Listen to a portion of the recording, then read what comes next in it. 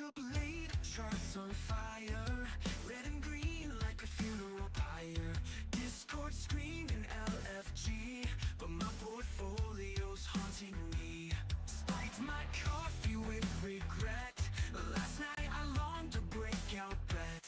Now I'm broke, not broken yet. Just one more pump, I won't forget. Buy high, die huddling. The 10 brain dopamine's controlling. Ride the whale or get wrecked clean. This crypto dream's a guillotine.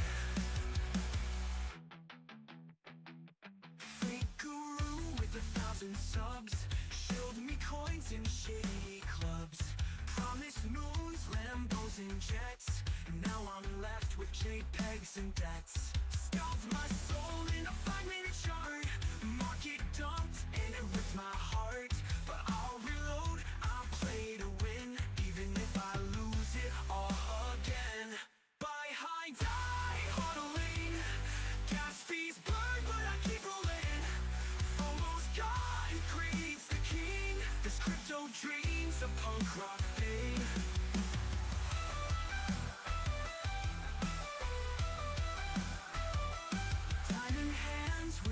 In the glass, risk it all, no brakes, full gas. Liquidation, call me sweet.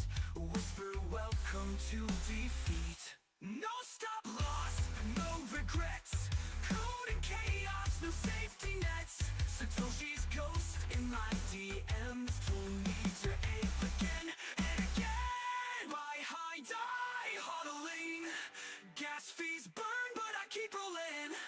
If I crash, at least I tried. In this wild west of blockchain rights.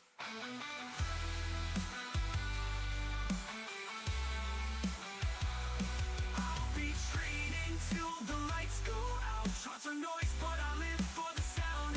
One candle spike, and I'm back in town. Crypto's a fight, and I'm 10 toes down.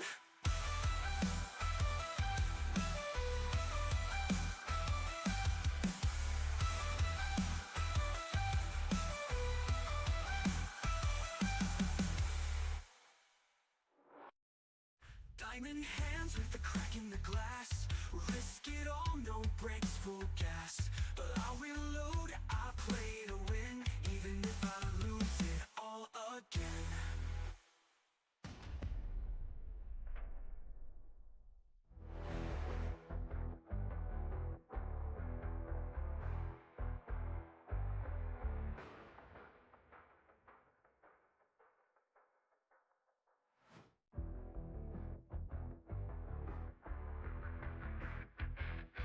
Woke up late, charts on fire, red and green like a funeral pyre. Discord screaming LFG, but my portfolio's haunting me. Spiked my coffee with regret. Last night I longed to break out bet. Now I'm broke, not broken yet. Just one more pump, I won't forget. Buy high, die huddling. The 10 brain dopamine's controlling. Ride the whale or get wrecked clean. This crypto dream's a guillotine. Fake guru with 1,000 subs showed me coins in shitty clubs. Promised moons, Lambos and jets. Now I'm left with JPEGs and debts. Scalped my soul in a 5-minute chart. Market dumped and it ripped my heart. But I'll reload, I'll play to win, even if I lose it all again. Buy high, die huddling. Gas fees burn, but I keep rolling. FOMO's gone, greed's the king. This crypto dream's a punk rock thing.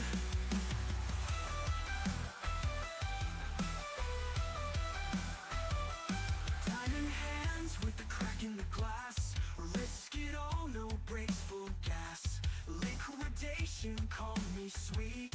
Whisper welcome to defeat. No stop loss, no regrets. Code and chaos, no safety nets. Satoshi's ghost in my DMs told me to ape again.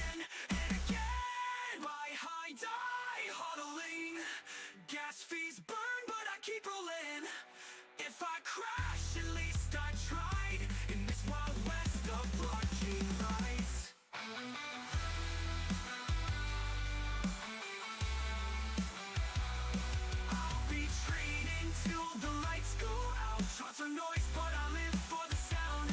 One candle spike, and I'm back in town. Crypto's a fight, and I'm 10 toes down.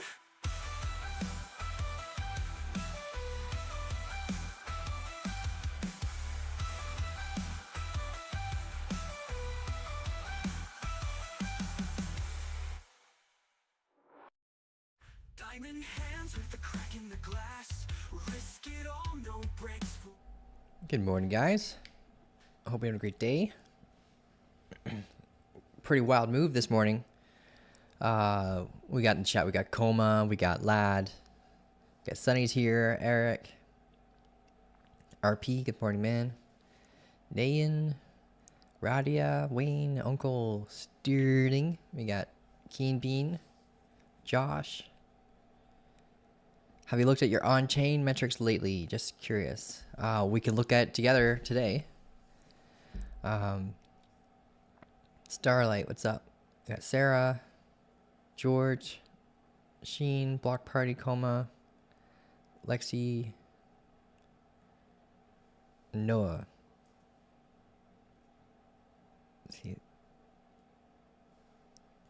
I think Lady Lux on your side. Nice, right on. All right, let's go over it. So this morning during the trade hunting, I couldn't even get time to really type it out as a signal. But this morning during the trade hunting call, we went after this setup here. Go over it so you guys can learn how to perform it yourself, because it's actually really easy once you get the understanding of it. Like a precursor would be like learning market structure first, but yeah, so today, yesterday, let's talk about yesterday's setup really quick, because we got a little bit of time before we get a setup here for a new setup, for like a new trade. But yesterday we talked about this short, leaving this valley area, right? Lost momentum. Then we had this fall, basically this break of structure leading out after a change of character, warned us that we could be getting a strong continuation and moving back to a previous valley area. We could still get there, but after like sweeping the low of this last part of this like little demand zone, we started seeing buy walls starting to form. Actually, the buy wall started to form when we started taking this low. So we had a lot of buyers' interest, like kind of stepping in, front running this area of interest. That's where we originally were targeting, right? I ended up closing, like me personally, I closed like 80% around here, and then it got stopped out on my remaining amount when we came up and we SFP'd that area. With the copy trader, I closed it closed 100%, not intentionally. Like I think there might either be a user error, or I got to check to see if it's either a user error or if it was something wrong with the system itself. But yeah, it closed 100% here, so for the better, because it would have gained a little bit less getting stopped out at this slight profit zone up here. This morning, we had our orb strategy rules met here. The orb strategy rules are very, very, very, very easy. All they are is just a 15-minute candle close above the first 15-minute candle that was created on the New York session, right? This also works for other sessions. Like the most profitable session, believe it or not, is the Tokyo session.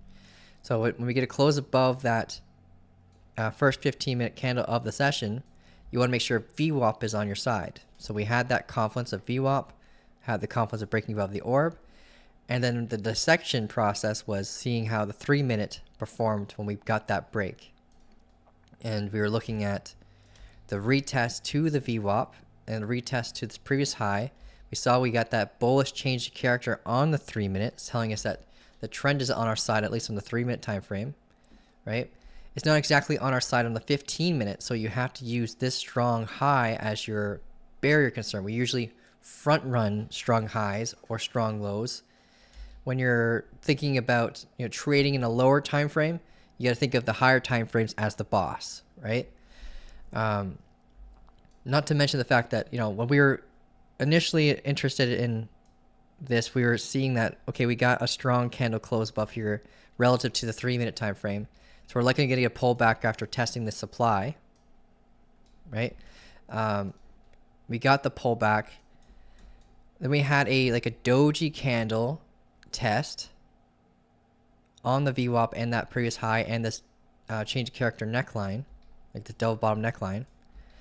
And then we had the engulfing candle above here, and that usually tends to give you a decent amount of follow through. When you come back to test an area, you've already proven to be bullish, and we have these confluence barriers. So whenever you see a doji and then an engulfing candle that closes past the wick, they're relatively easy to trust to potentially front run like the break structure continuation. But that was kind of was the conduit for our entry today. Stop loss suggestion was, we had two suggestions, one based on the orb strategy, which is the other side of this orb, or on the low here. This isn't a proper, it's a proper pullback in terms of the candles, but it's not a proper pullback in terms of the fact that this is an inside bar. But you had confluence barriers, like the previous high, the VWAP, and the orb high. So it was enough to trust for a stop loss suggestion to amplify the use of your margin, right? Because if you got out here, you had your stop loss here during this move, you would have made about, for every $100 you risked to lose, you would have gained 362 minus fees. If you got the same exact entry and you had your stop loss here, you would have risked to lose $100 to gain 132 minus fees. So you would have more than doubled your outcome taking the exact same entry but with a different stop loss. That's why a lot of people tend to really, really want tight stop losses. But not every time is a good time to have a tight stop loss. Don't try to force it, or else you're going to get your ass kicked in this space. So we've already came back since then. Like whenever you have these really strong moves like this, they are like you should FOMO out of a position, not FOMO into one. So if you're already in an existing position like this, then you should be like preparing the TP out. Like we had some members being really smart and already taking like 40% off around here. But once we had like this 50% of our candle retraced, I didn't really trust that we're going to be holding through for a continuation from there. And this was the strong high kind of undercut. We hit the 2.2 deviation level on the VWAP. We could still have a continuation especially after we came down and retest the orb high and come back up here, and then I'll be in bear mode again. So we have a couple of areas of confluence for shorts. One being our liquidity reversion model strategy, which is when we reach the 2.2 deviation of the VWAP, and we have the MFI being above like the 60 level, right? And we're awfully close. We're at 59.38. So if the confirming candle is above 60 and we come up and we sweep this high and close below it, below this high, then we have an SFP, and we'd meet all the rules for a retracement back down to this technical target here, unless we have a 2-candle pullback prior to the sweep. Then in that scenario, we'd be targeting that pullback instead. Like with that specific strategy, that's how it works. But we'll see. We already have like the level being at the 2.2 area, so that's like trade setup number 1 that we could look for. Those are pretty unique conditions. They happen more often than you think. We have automated posts that will tell you when they happen. But yeah, here is the other setup. Retesting this previous valley area low. We have an hourly order block and a 15-minute order block cluster here. So we can look for an opposing bearish change of character here, because we would flip bullish if we close above this high, right? So if we close above here instead of sweeping here, then we'd flip bullish again, structurally. This looks like an inverse head and shoulders, right? It's kind of picture perfect in that sense. So if we close above here, then we'd flip bullish structurally, and we could run up. But when we run up, this is our first barrier. And that barrier would keep me from wanting to jump into a long here. So I'd rather wait to see how we respond here or here for a potential short.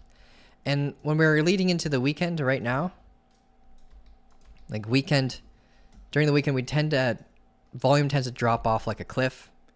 So I wouldn't put it past the market to potentially get acceptance into here and then get stuck into a slow moving range until eventually meeting conditions for a short around here. Right? So if you're not in and out of a trade quickly today, just be aware that range conditions usually end up occurring where volume just falls off a cliff during the weekend. So you tend to want to be in and out of trades today really quickly. Let's see what happens. Like this one, this was a 6-minute trade. Absolutely insane. It only took us, we started preparing for it at 9:15 a.m. Right? Most of trading is waiting, right? And once the trade actually occurs, like sometimes you'll have trades that last a few days. Sometimes they last, but for them to last 6 minutes, that's usually pretty rare. Unless you're like ultra scalping. Yeah, really quick in and out kind of stuff. And if you are doing those kind of trades, then your worst enemy is fees.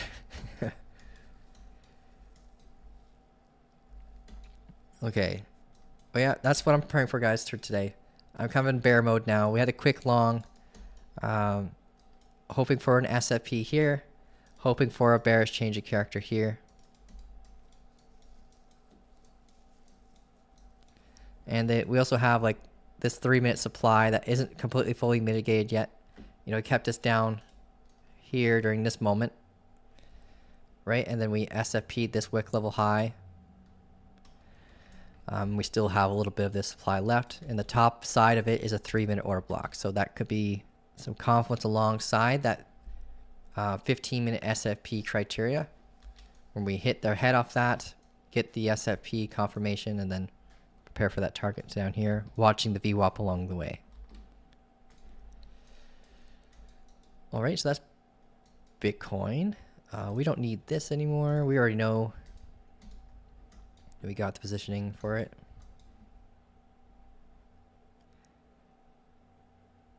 Let's see.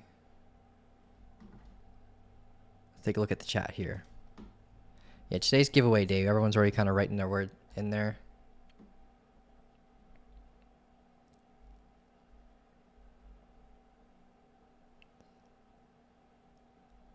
Is Tron about to rip along with other alts? Tron is like its own little dark horse. It tends to do what it wants. So it could definitely get carried alongside alts. We could take a look at that today together, yeah. See what it looks like. I got a request to look at on-chain metrics. We can do that. We can look at Tron. I want to take a peek at Ethereum again. Take a look at Dogecoin again, Solana. Our MFI above 70, not 60. Ah, thanks, man. Appreciate that. So everything I said about the liquidity reversion model, guys, is based on 70, not 60.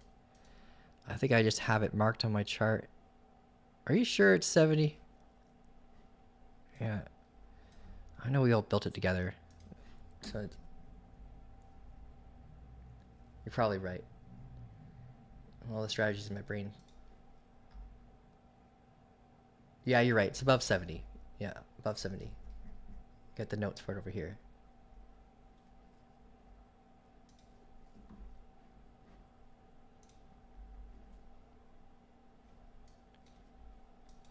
Not that 60 isn't a stressor level, but 70 is definitely the one that comes with a higher percentage chance of winning the trade.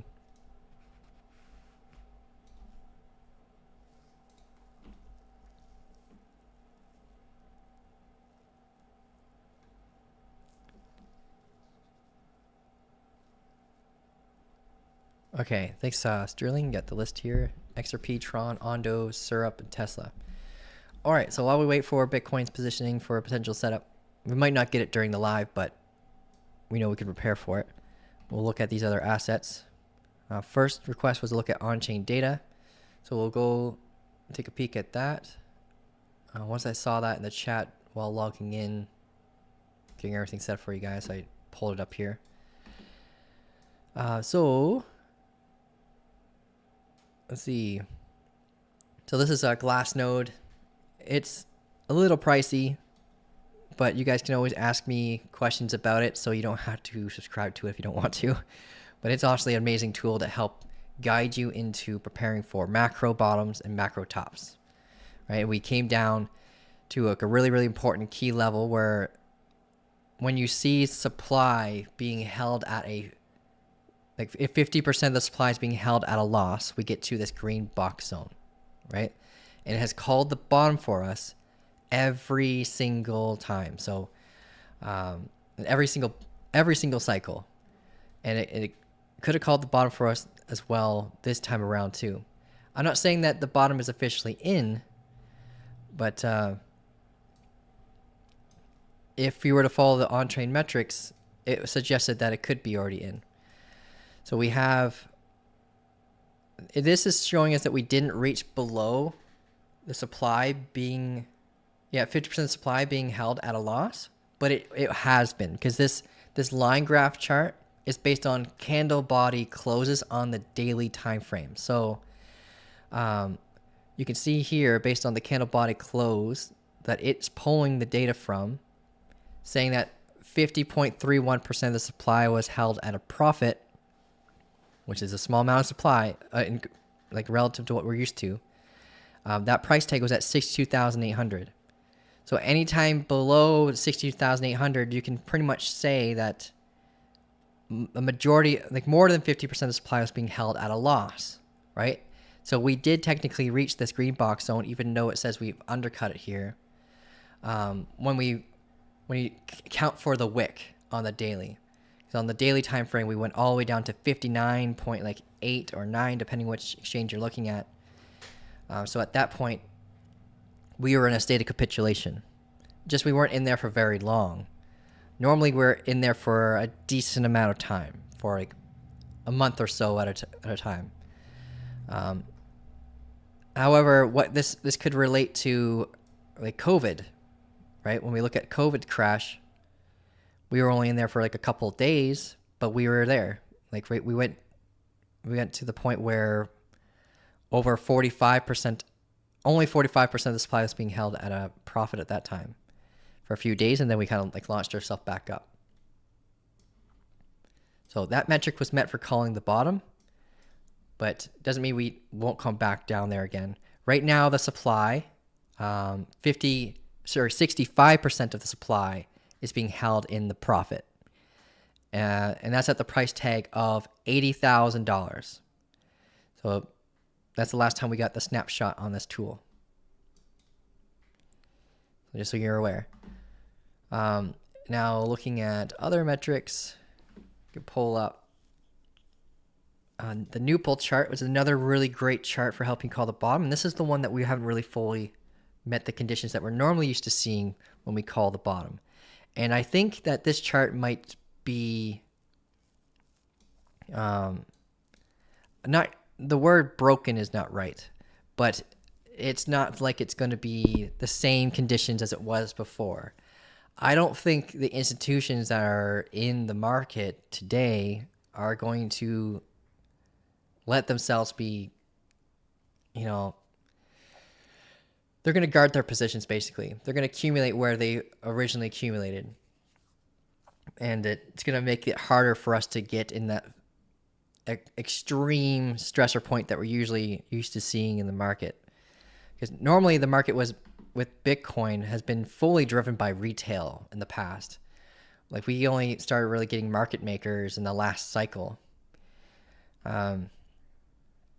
So yeah, for us to get below the zero level, which is the level that you look at for when we get into the red zone, the state of capitulation on the Newpol chart, This tells us like what's the net unrealized profits and losses. Like how much are people holding at a loss based on the area they accumulated at. And we've gotten to a really low area. We've got to, if I zoom in on this thing, 0.119. So awfully close to like the full-fledged zero level.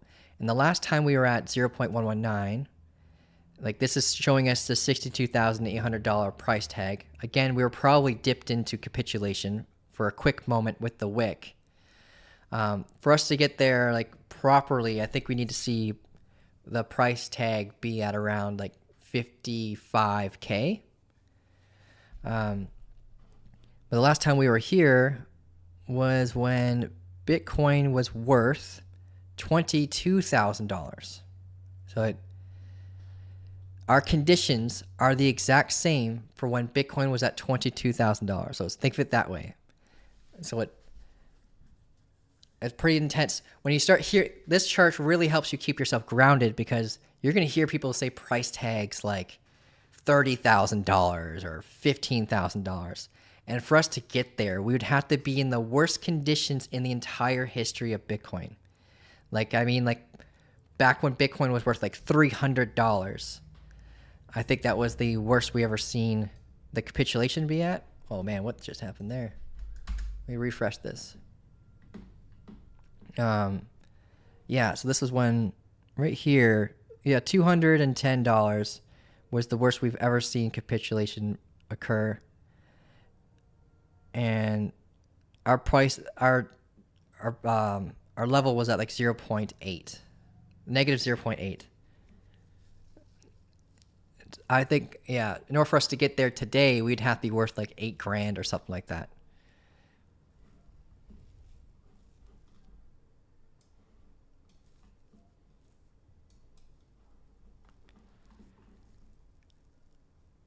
Okay. But those are the two main charts that I would like you guys to look at, like just to be aware of when it comes to on-chain metrics. There's another one that I watched too called like the Z, like a Z score, but it talks a lot relative to like the Newbold chart, so the data is kind of the same. So we'll look at a couple of assets from the requests, and then we're gonna do do the giveaway for you guys. We'll be giving away a $6,000 account to Klein Funding again. I've got a really cool partnership deal with Klein Funding now, guys, just so you're aware. So the amount of accounts I give away are going to be a lot more, but it's going to be members only for the other part. The giveaway is going to keep happening every Friday, but I'm going to create our own challenge, like an investor share challenge. So if you guys do the course and then do 50 trades, and I know it sounds like a lot, but if you do 50 trades and half of them are profitable, then I'll be able to start you up with an account just by doing that. So our goal, obviously, with the course and with the calls that we do every day is to try to get you as profitable as we can, as fast as we can. And then you can do all that with like $100 account or even with a demo account. Right? You don't have to trade with actual funds yet. And then we can actually start you up with an account with funds. And then you can take those profits that you get from the Klein Funding account, fund yourself as a trader, and then you can turn this into a career, or at least a side hustle that can make you some money. And on top of that, I'm working with exchanges to, if you're not interested in a prop funding account, I'm working with exchanges to also like give you trading bonus funds. You can't withdraw them, but you can trade with them. And the two exchanges I'm working with for that will be like BitNex and Blowfin.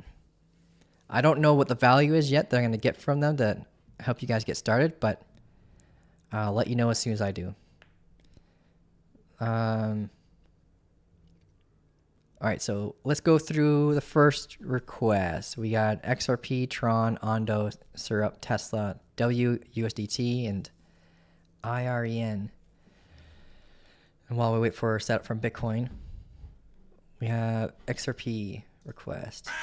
Oh, you might get those alarms. be aware when I rotate between charts. Sometimes they'll scare the crap out of you. All right, we were talking about.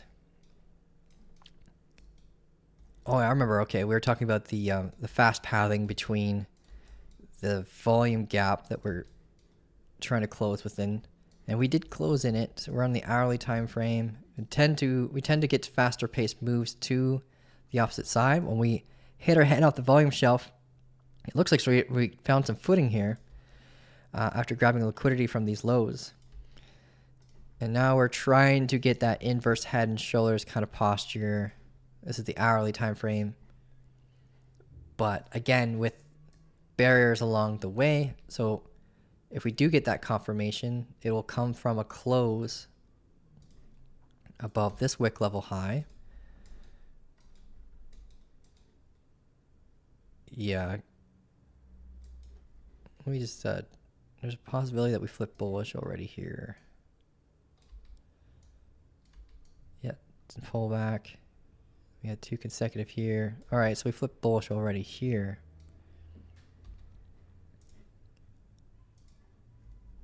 This is an equal high. Let's see, we got 139650. And here we got 139654. So we did sweep that high by a micro penny. That's insane. Yeah, we did by like a micro penny. So we got that SFP here. SFP makes a suggestion that we'll be coming back down to here while watching out for the VWAP along the way. Here we also have a 15-minute bearish order block.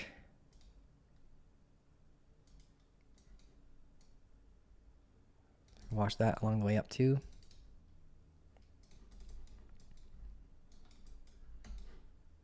If we close below here, then we'll finish that pathing to the opposite side of this massive volume gap, where we can get a bounce, or if we break through it, then we'd be looking for longs down here at like 134.5.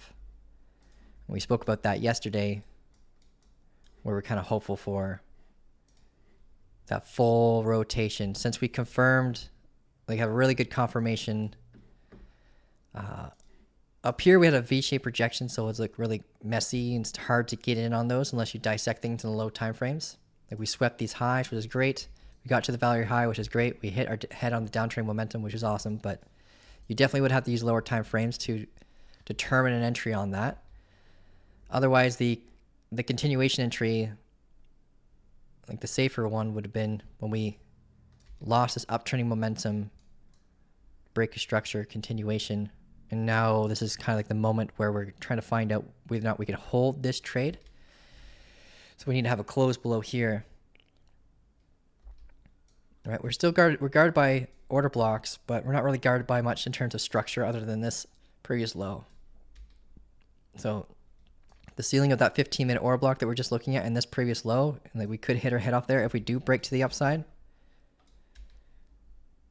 But it might be better to just try to look for a re-entry for a short than to hold any existing shorts from if you entered around here. We close below here and we get that rotation to the opposite side and hope for longs down here.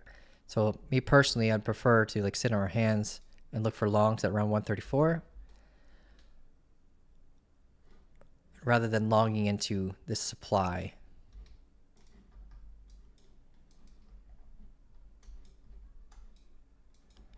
If we get to that supply barrier, then this is a stronger one. And then we can look for our bearish change of character here on the 15-minute. Right, and then we can short down to any demand barriers along the way.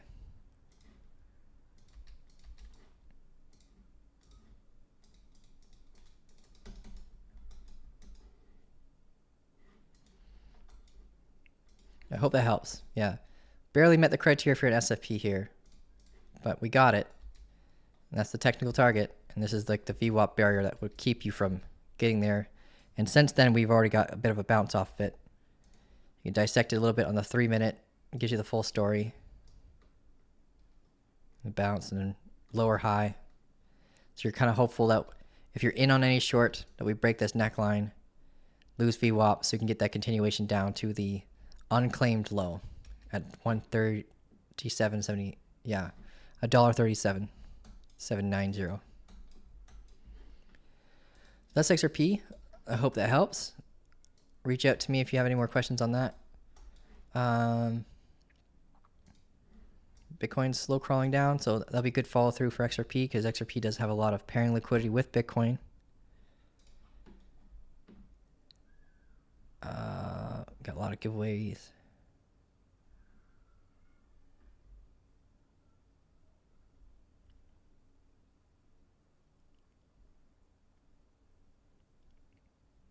Is Weeks really a trustworthy change exchange? Yes, they are trustworthy. So before I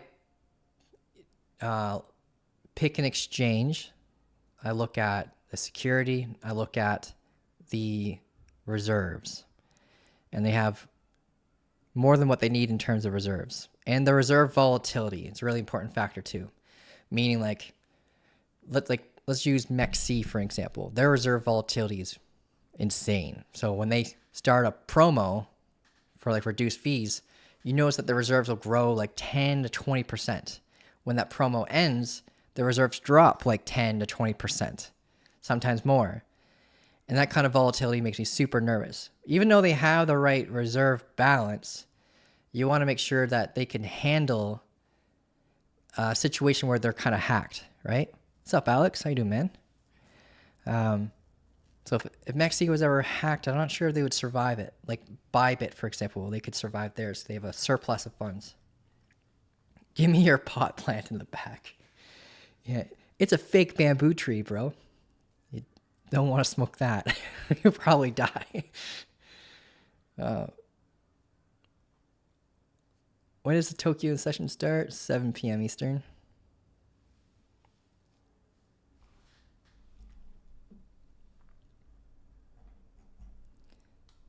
Giveaway. All right, everyone's jumping into the giveaway. While everyone's still kind of getting in, we'll do like one more asset for TEA because we still see people jumping in on the giveaway. How many people are watching? 68? 74?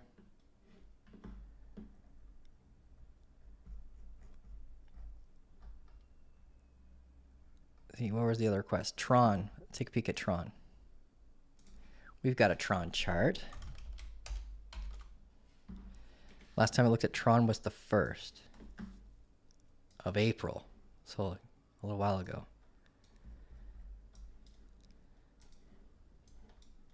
Man, look at it go. Oh, that's the hourly time frame. Let's go to the daily for a second.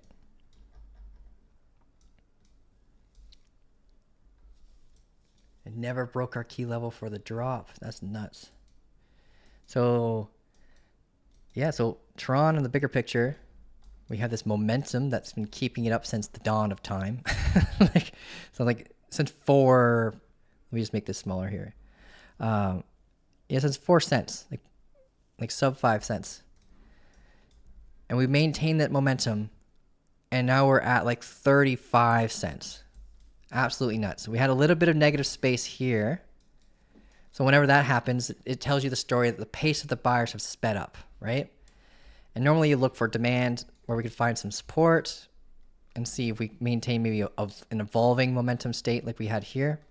We lost that evolving momentum, and then we retested that broad momentum again.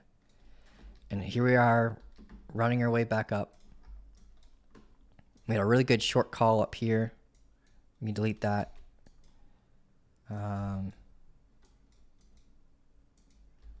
Delete some of this noise here.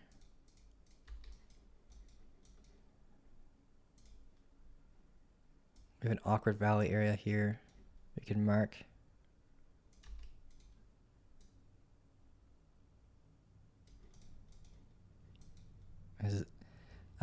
Previous valley areas, for anyone who don't know, like when you're looking at previous ranges where we have, impulse move, basic structure, impulse move, bearish change of character, then a bullish change of character, you have a mature valley area, like we have here. Demand, bearish structure, then we flip bullish again.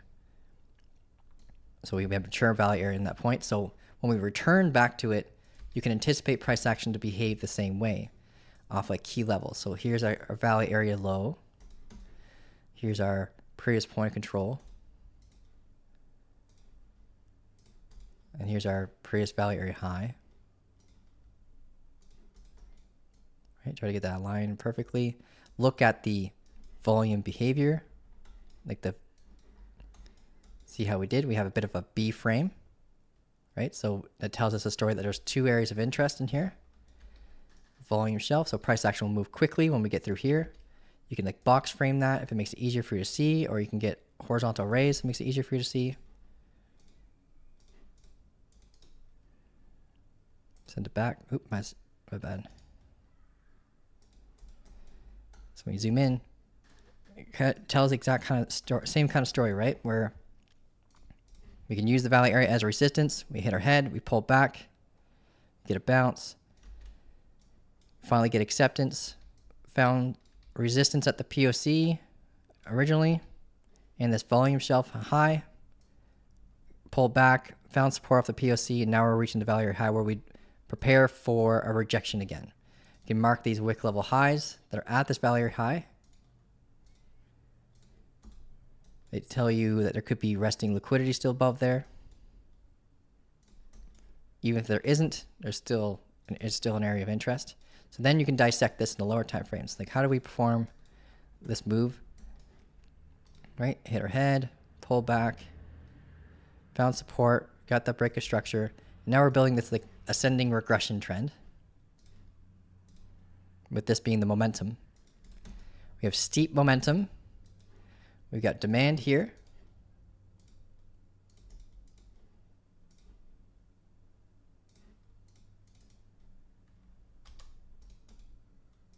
And that's at our value area low.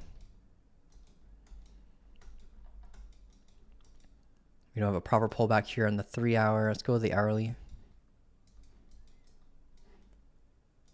We got an order block on the POC. Hourly order block.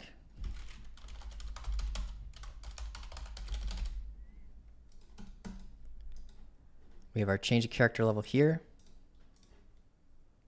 on the hourly. So this is basically, think of this as like your key level. You could try, if you have rules to front run it, then awesome. But if you don't, then if we get an hourly candle close below here, that could warn us that we can have a rotation back down to these lows again. And when you see a regression trends like this, where they have consistent breaks of structure, like healthy pullback, think of it, each one of these pullbacks as an area where there could be pooled liquidity. So if you think like a market maker, where is the money? And the money right now is mostly down.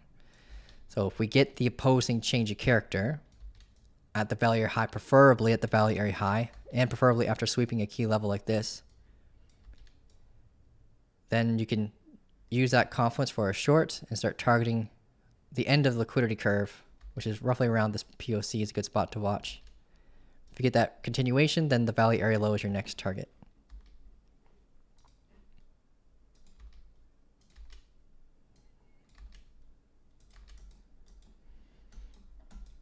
But for now, this is our key level in hopes that we come up and take this high, right? And we'll evolve our key level from here to here, and maybe hypothetically something like this too, key level right here, and prepare for rotation back down.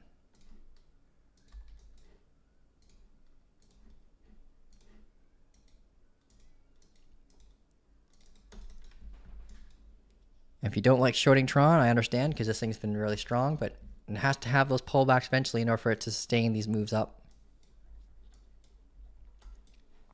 If you'd rather sit on your hands and wait for the long, then the long opportunity could be here at the POC. Only if you have structural gradients, and down here at this value area low with a better scenario, like safer play. So when you're trading in value areas, your goal is to be trading at the top of them for shorts, at the bottom of them for longs. And eventually we're going to establish a new local value area here once we have that bearish change of character and we find support. And then this would be the demand zone for that value area here. That's Tron. Let's get to the giveaway though. Let's go to the draw page. So let's see. For the first, the first one's going to be the $6,000 account to Klein funding. So I'll pick a winner for that.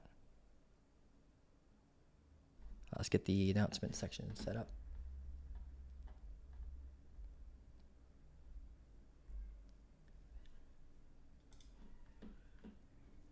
Okay.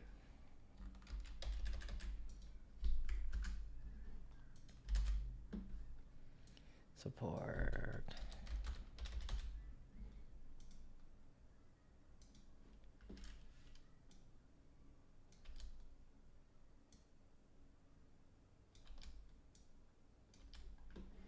Okay, let's pick a winner. So the winner of the $6,000 account is Thomas.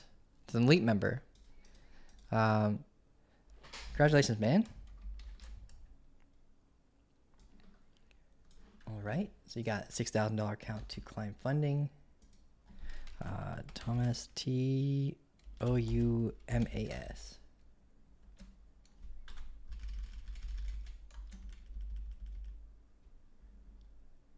Awesome.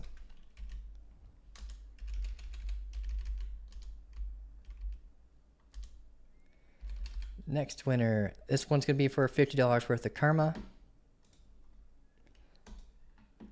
Karma token's an asset where if you hold it, you receive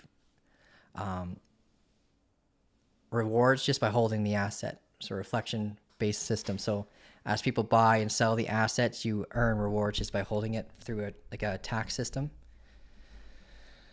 So yeah, it's basically a passive income asset. So Danda, a Discord, we're another member. Danda, what? Don't recognize that handle. Must be quiet.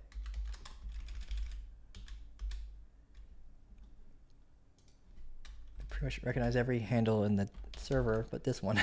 All right, cool. Congratulations. You got $50 worth of Karma. So right now I'm notating like the winners here. I gotta screenshot this. All right. And the final winner is gonna win a strategy suite that we're working on. It's not fully released yet, but we got a couple that we can already give you. So if you win this, basically just reach out to me in the Discord, submit a ticket, support ticket, and then you'll get access, like early access to the indicators. And we discovered some really cool stuff with one of our strategies. Using the Ethereum strategy during the Tokyo session gives you like a 67% win rate. Closing 20% of your trade at your 1-to-1, and the remaining at like a 1-to-4. All right, let's go see what we found out. Who the winner is here. DP. All right, cool. Congrats, man. You deserve that one too. Let's see, we got DP.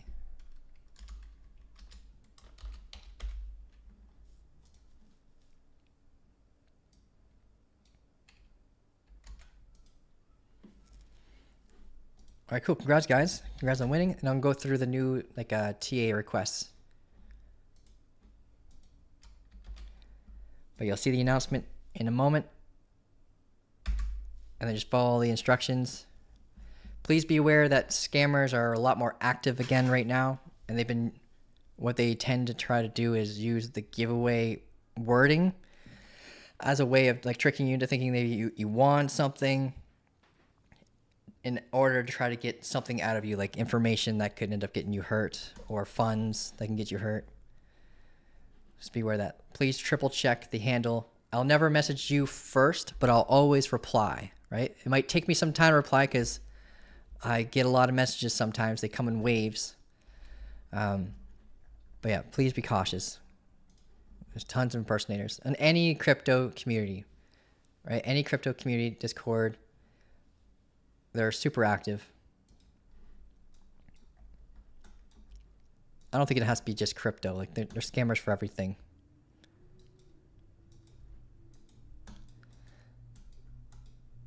But when crypto, they can get away with it anonymously. All right, we got that. Getting acceptance back inside the orb here. So we might not get that full rotation up here for that short criteria today. For longs, guys, if you're looking for longs, I think the better spot, of course, is at 78.5. You could get like a scalp opportunity after this 30-minute order block.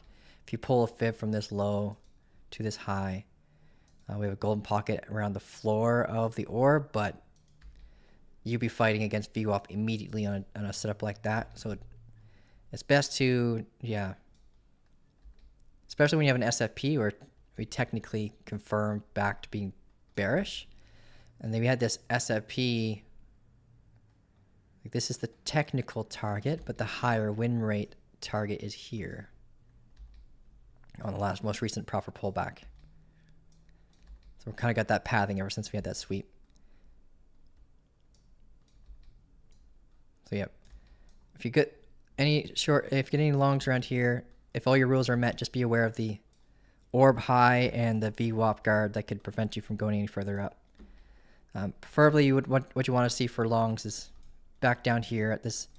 We had the 4-hour strong lows down here. We've got the 16-day value high. We've got an order block down here too.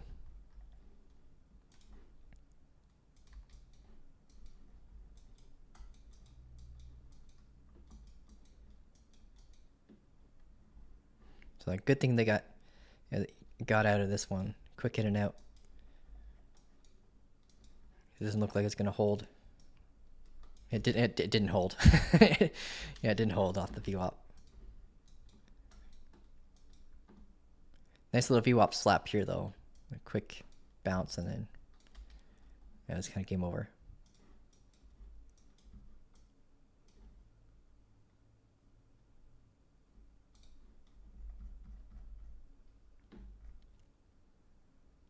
So you didn't win 100K from me.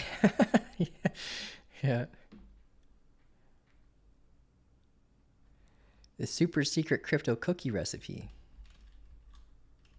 That's funny.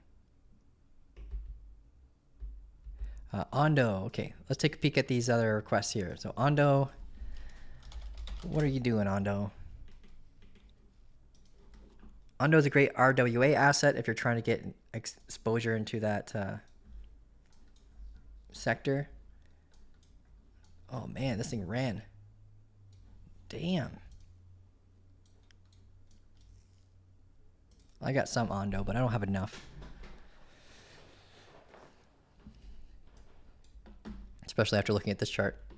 So we have broken. Let me just remove some of this noise here.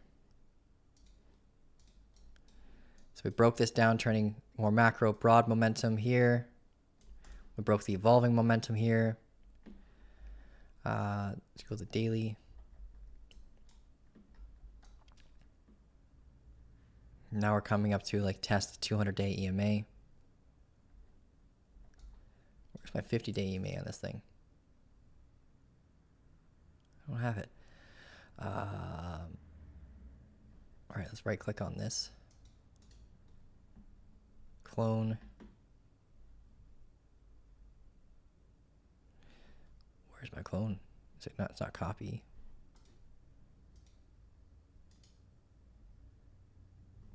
I guess it's copy. Right click. Paste. All right. Settings. 50. Sync to daily time frame. Style. Red. There we go.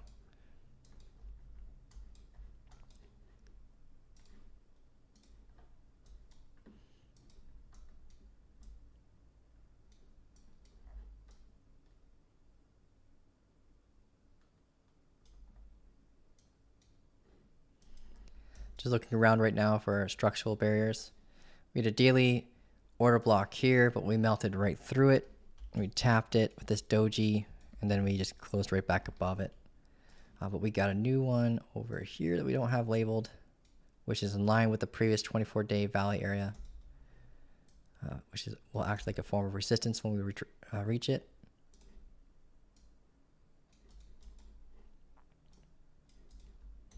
So if you're looking for shorts, that's a good area of interest, but so is where we are when we're at the 200-day. We need structural agreements, but right now it's not even close to giving us that. I can delete this. So yeah, we were stuck in this range for a while. We were in this range for, let's see, why is it? Oh, I'm pulling the wrong tool. Before we used it as support, it was 90 days. So when you see price action like this, let me show you like how to identify a trend bound move using valley area. So here, if you look at the price action, what's the difference between this and this? We come up, we break back up, and then what you want to look for is a retest to the valley area high, and then the higher high, right? And if you have that, that warns you between leaving the valley area and then going back towards a previous one while watching it for supply barriers along the way, like this one, right? Whereas here, yeah, this is what we got. So each one of these times where we came up at the top of this range, we failed to get this, the break, like the pullback, and then the higher high. This is a trend bound rule. So if you are a range trader and you prefer to take the tops of the range, bottom of the range, when you see this, you'd be very, very cautious that we could be leaving the valley area. And that's why it's usually best to wait for the changes of character when you have the break of structure confirmation, right? Because the change of character, the opposing change of character will be the invalidation of that run. So when you have that close above the high instead of a sweep, basically you have to wait for a close back below the low to confirm bearish again. It's always nerve-wracking taking these as an entry, in my opinion. Right? Whenever you want to take those longs, you stop loss below low. Because you never know when you might sweep a recent high or something, and then it'll just start coming right back down on you. So it's usually best to try to get in on the bottom of a range, like what we were trying to prepare for here. They are retracing back here. But what ended up happening that made things a little bit different here, we got to like this apex point from the macro valley, the macro downtrending momentum. When we finally broke it, it warned us that we could finally leave that valley area. And we had that break of structure to help validate that move. So yeah, so you prefer to get in the bottom of the range, prepare for the exit at the top of the range, and then in hopes that you get the continuation instead of like an opposing change of character like this.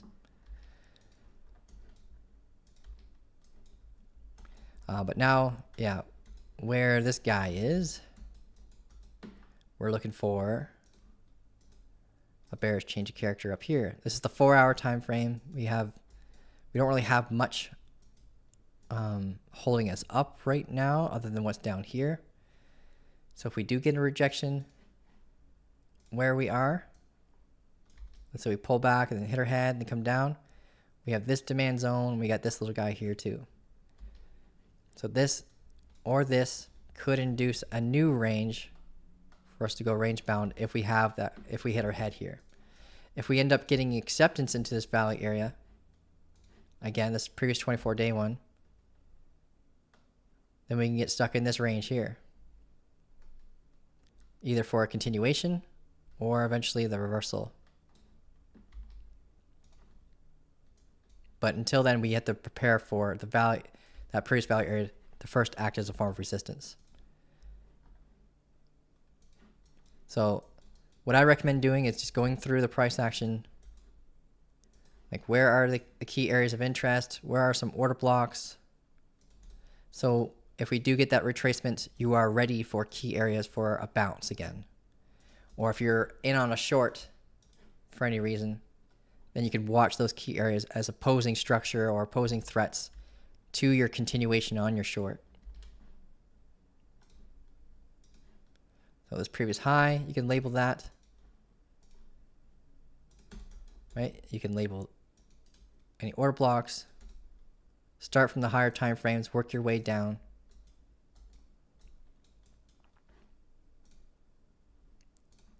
Look for obvious demand zones. Right? When you're looking for demand zones, what you want to see is like impulse move, base of structure, impulse move like this. And then that is the demand zone that could hold up the price action from when we return back to it. Just like this. Right? Held it up and we got the continuation off of it. And we think of them like armor. When you hit them, you're hitting it with the sword, right?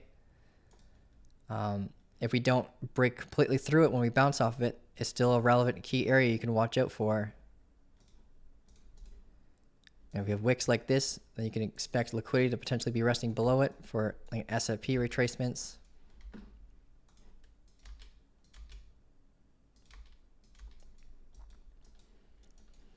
This is obviously an area of interest too, but you're going to have to, this is our first threat, so I'd mark these first. So we don't have any opposing structure suggesting that we're topping out just yet. We're coming in on confluences, but structurally we don't have any like key levels unless you're looking at like the 15-minute. We got a key level here. And we don't have a proper pullback here on the 15-minute to define this as a potential key level if this high is taken. That's all we really got right now. So if this breaks, then you can expect the potential pathing of maybe a bounce off this previous high, retest. Then you start looking for reversals like here and here.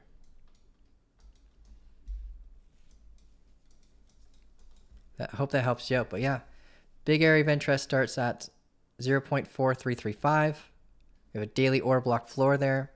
Its equilibrium point's in line with a previous value low at 0.4524. To find an equilibrium point, there's two ways you can do it. With your rectangle tool, you can add this dotted middle line, right? Or you can get your fib tool out. And from the high to the low of an order block, you look at your 0.5 level. And they tend to be one of the strongest points inside of an order block. And it's perfectly in line with the value area, previous value area low. So keep an eye out on that. All right, that's Ondo. I hope that helps you out, man. We delete this orange line here. Next we got the bounce of 3-minute order block in that little golden pocket area that we were talking about. Oh no, it wasn't there. Where was that golden pocket from? Ah, it doesn't matter. Okay, we're at the VWAP now, so we'll see how we do. We either hit our head here or come back down. Or if we break above here again, find support off the VWAP, off the orb, and then come back up towards this unclaimed high.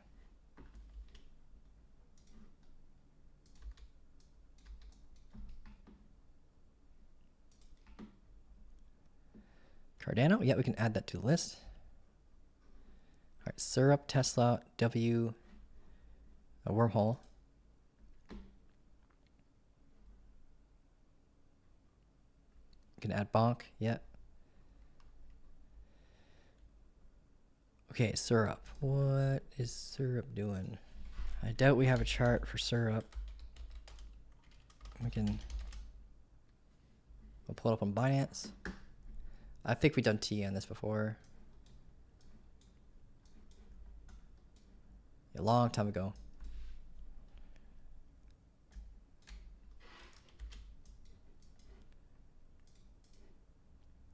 Syrup, I believe, is super inflationary, just so be aware of that. It's going to be harder and harder and harder for it to reach its all-time high again.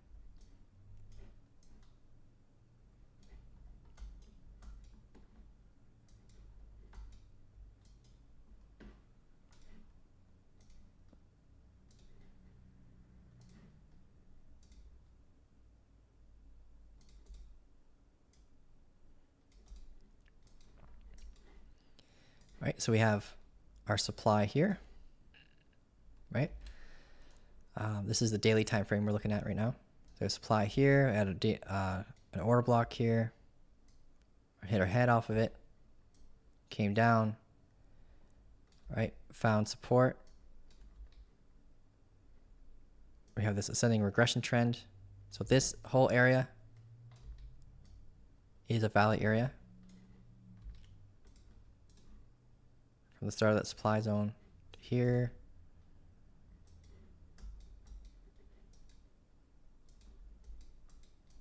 Made our head off the valley area high. Kind of squeezing up towards it right now. During these kind of moments, I like to use the rectangle tool, or triangle tool, sorry, to kind of map out areas of confluence for shorts. Just to get your psychology ready for a short.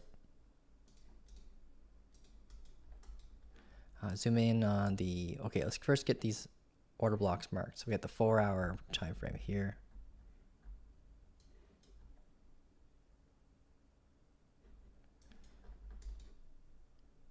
Which indicator is this?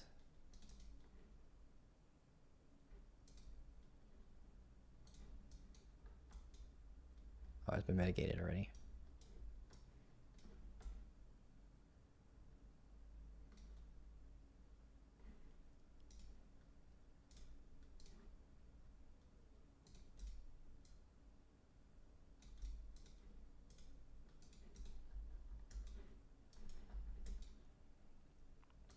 It's a little noisy. But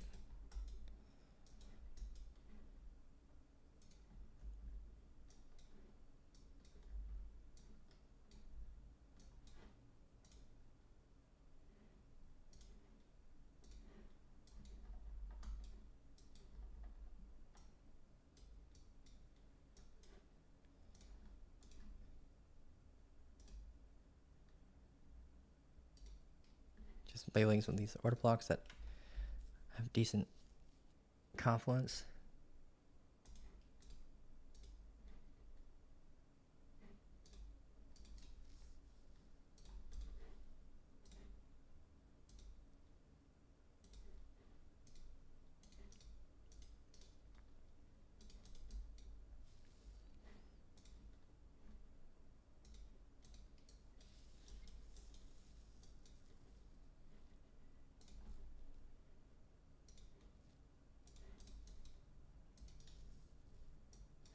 All right, cool.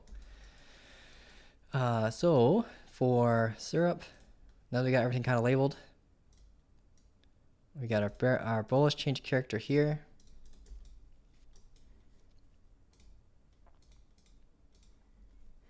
Right, because we got the proper pullback, took the low, got the break of structure, pulled back to here, but we never took that low, likely because of the confluence of this momentum and the 50-day EMA not really allowing, the buyers kind of took over and didn't end up getting that low taken. But if we did take that low, then our change of character would have been here. So this is an ascending double bottom break. They're not as reliable as a descending double bottom because we take newly added liquidity before running up. But sometimes opposing confluences will prevent price action from going up from buyers constantly trying to undercut the low, right? So in the scenario like this, if you're looking for a new setup, but your change of character level is really steep, and you don't want to have this, you want to have this as your strong low stop loss. What you can do is you can wait for the break, then hope for the pullback, and you can use during this time when it's bullish, we confirm bullish, you can pull from the low to the high where the break occurs, right? And you can use this hourly order block and golden pocket confluence with momentum if you get that pullback for an entry right here. And this is the hourly time frame, so you can dissect this on the 15-minute time frame. So if you see like a 15-minute break to the upside, then you'd enter off of that and you'd watch the unclaimed high for the continuation in hopes that we close above it to rotate all the way to the valley area high where you'd plan your exit plan here. So this is like your It's all hypothetical, but this is how I'd prepare for an entry in this scenario when I think that price action is a little bit too steep for a long entry. So you sit on your hands and you wait for the change of character first, then you wait for the pullback, and then you have all your confluences bet here. Uptrending momentum, order block, golden pocket. And then you just look for the structural agreements in the lower time frames, and then you're set. Target the high, then go for the continuation if we break above the high. But I don't recommend doing this fib pull unless we break this high first, because you only want to do low to high pulls when you're already bullish in that time frame. You want to do the high to low pulls when we're already bearish, right? So this is an example right here where we flip bearish, got the change of character, right?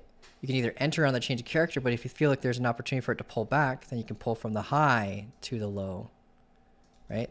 And in here we hit our head off the golden pocket 786 area, created an order block. So this will be a good candle right here to enter in on and use this as your stop loss. Strong high as your stop loss. Same with here. If you enter here, you could either use a low time frame bullish change of character low, or you can use the hourly strong low as your guard when you're doing that target to the high.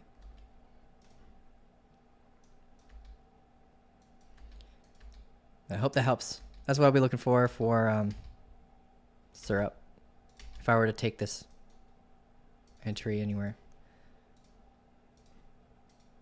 If we end up going straight up, then you'll be sitting on your hands waiting for a short, because that's also possible too. So if you're not in an existing long, then you're waiting for the pullback to get the long.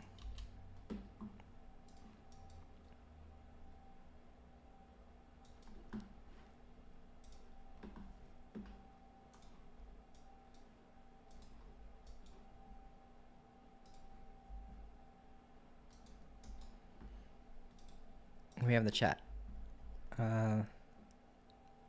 Tesla, Worm, Coin, Cardano. What ones can we do faster so we can get through the list faster? ADA, it's kind of a slippery fish, but we'll take a look at it.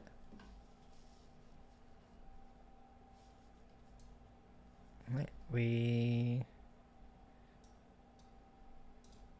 adapt this poll.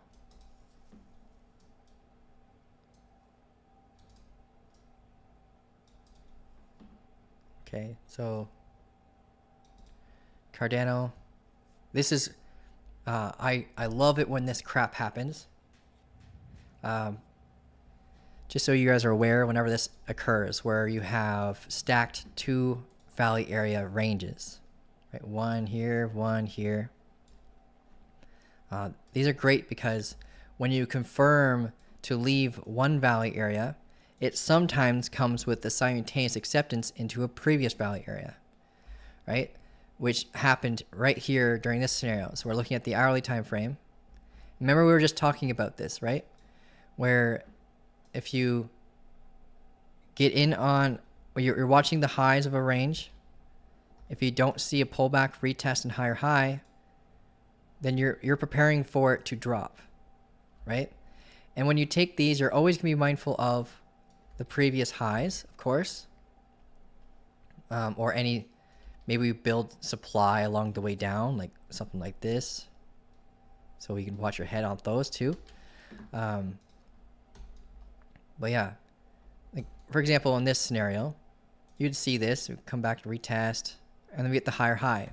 So that would warn you that we could be leaving the value area and going to a new one. And that's why you'd want to rather get in on the lows of a value area, so you can hope for the continuation. But if you have the opposing break, then you can get out. Sorry, I got hiccups. So when we come after like previous highs like this, we sometimes fail off of them. But yeah, we here got that break of structure. We pull back, retested the value area high. We also retested the 50-day EMA and confluence at that, and simultaneously got acceptance into this previous value area.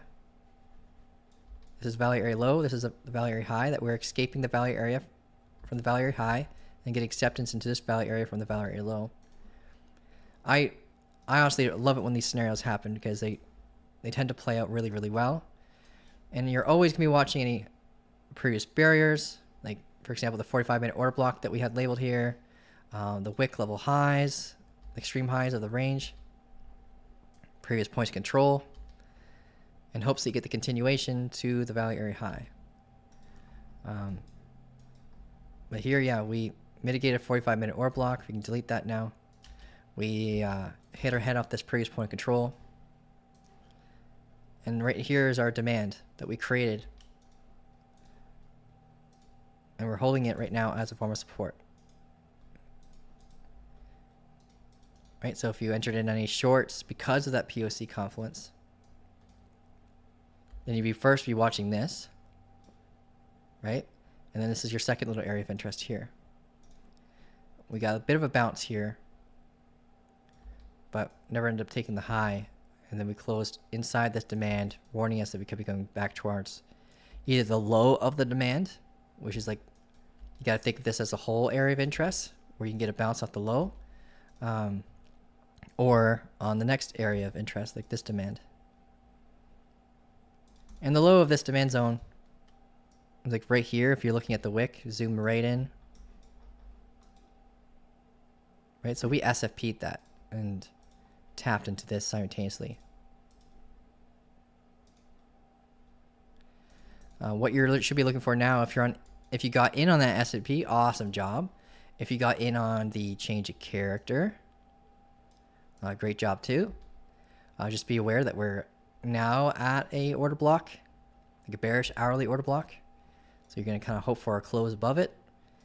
And then your next little boss is right here at 27.22. After that, you're looking at 27.69. I got a level marked here for this wick level high. But when we sweep that high, or if we sweep that high instead of close above it, we would have the opportunity to use the POC as support, or this previous high as support. And if we get that break of structure, closing above here, then your next area of interest for shorts or exiting existing longs is at 28.65. We have a 6-hour order block there, and we got a previous macro value area high for a range that we were within for over 53 days. So it's a significant area of interest for shorts.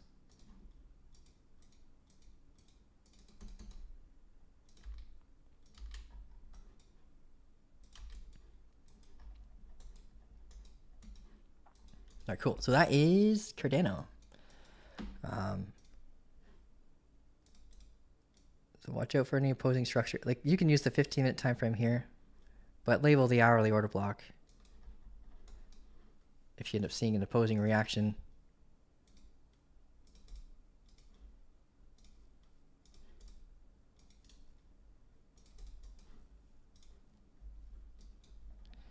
And right now you have a good key level right here to warn you of any trades you might be in down there.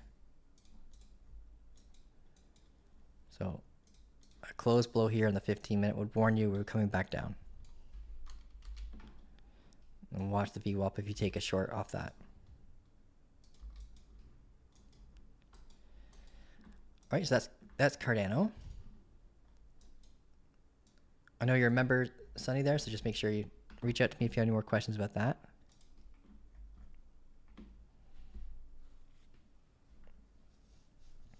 Thanks, Kyle, for all you. No problem, man.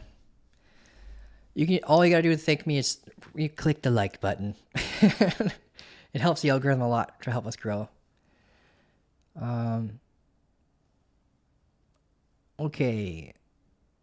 So we checked out Ethereum, we checked out Tron, Cardano, Ondo, Bitcoin. We got a request to look at. And we checked out Syrup. So Tesla, TSLA. You mean do you want me to look at the tokenized version?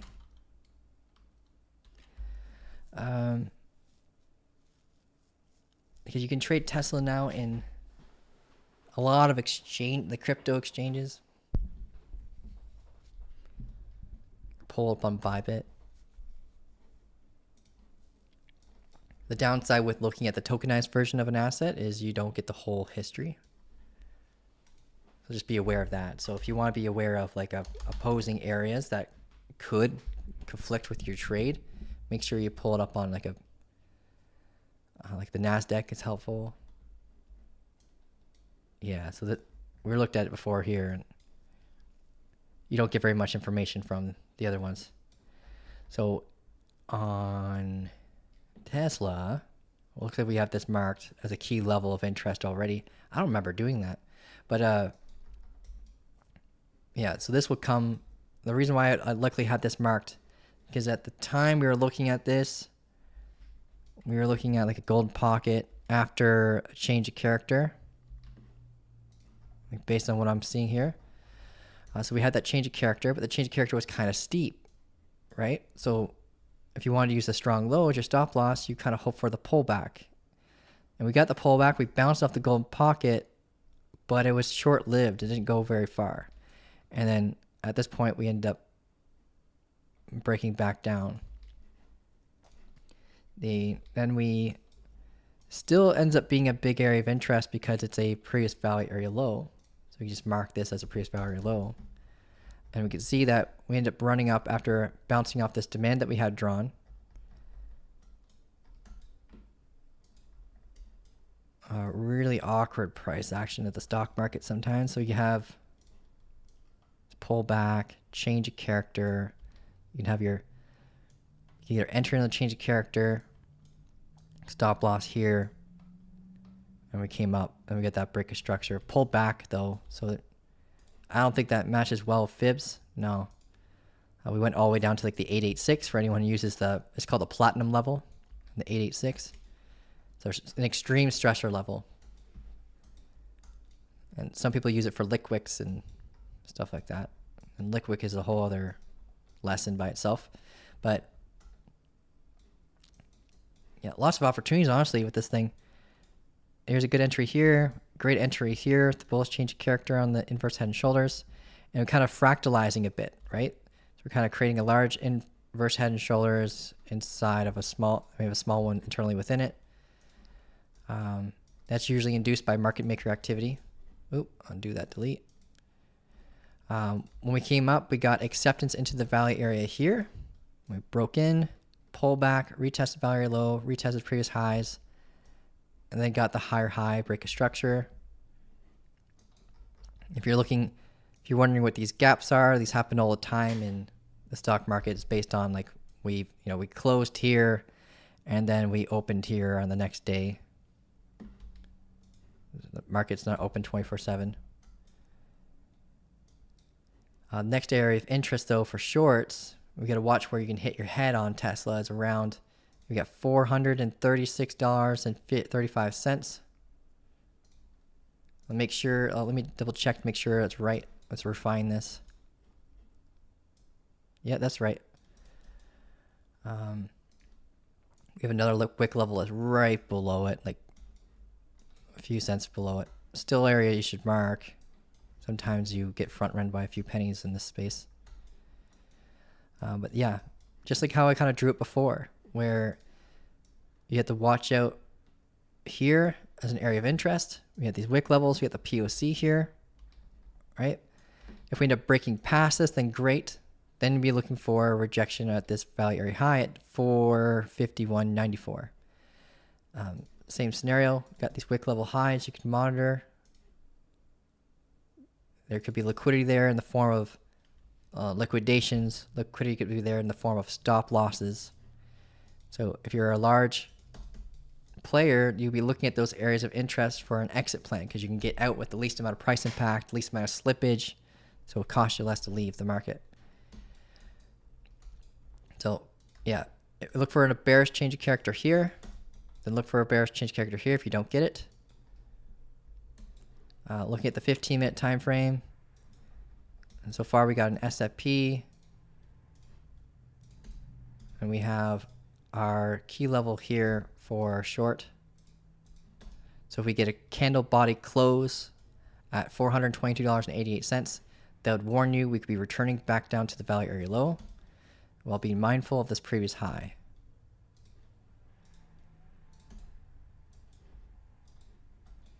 All right, that is Tesla. Go back to Bitcoin, see how it's doing.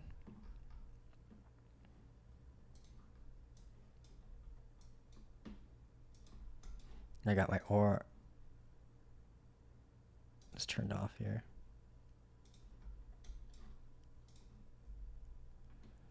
Dang, eh? Jeez. Kind of whipsaw right now. We definitely staged more liquidity above us. Here and here, because we never took this high. This is the London high here.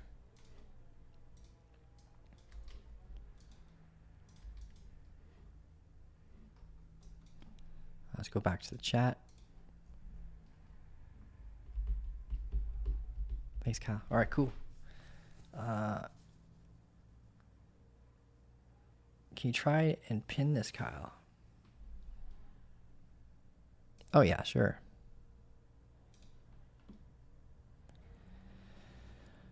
Okay, so we did Ondo, we did Syrup, we did Tesla. W, we did Cardano. Okay, let's do W now.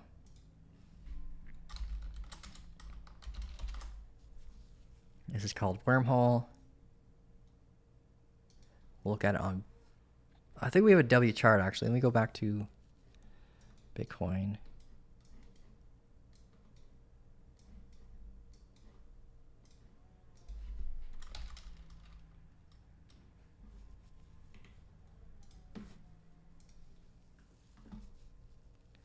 Lots of friction in this price action.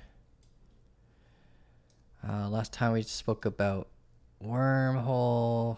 We got this uptrending momentum. We're preparing for resistance at this value area high. This was our current key level for the drop. It did evolve to, evolve to here. Man, these candlesticks are terrible. Did it evolve again? It did evolve again to here. So we're not getting any opposing change to character warning us that we're coming down. That's why it's important if you're looking for shorts. Either way, this is a great spot. This would have been a great spot for you to plan an exit if you got any longs down here. But we are breaking downtrending momentum. This momentum is from, we zoom out, where we got this from.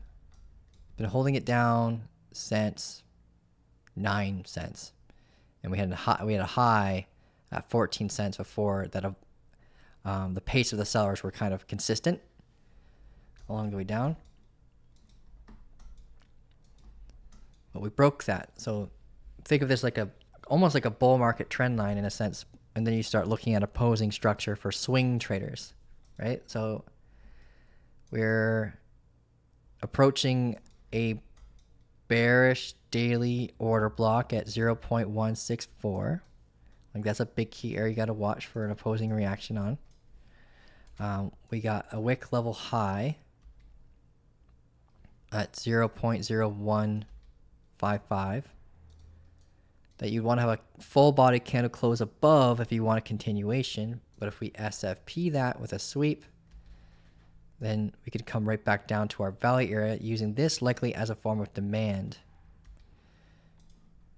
So we can basically staircase our way up using this as like a step, right? And get continuations like that. But this is a low market cap asset, so I can't imagine it being that stable. It's not like Cardano or Ondo. I can see this potentially having a volatile reaction and kind of run up, but we have a really, really strong level at 0.221. And by then we'd have the 2x in value. So you can expect traders to be super reactional to something like that. So just be aware, like if you're like getting in a continuation is a little bit sketch. You want to make sure you're getting on pullbacks, finding areas of demand.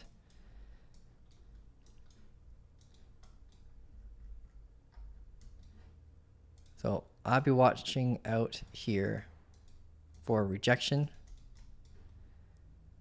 and then if we do get that rejection, then you watch the 50-day EMA, and you prepare for a potential bounce off of this previous value area high.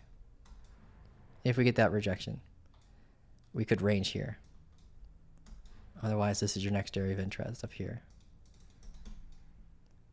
That's 0.065. Yeah, 0.065.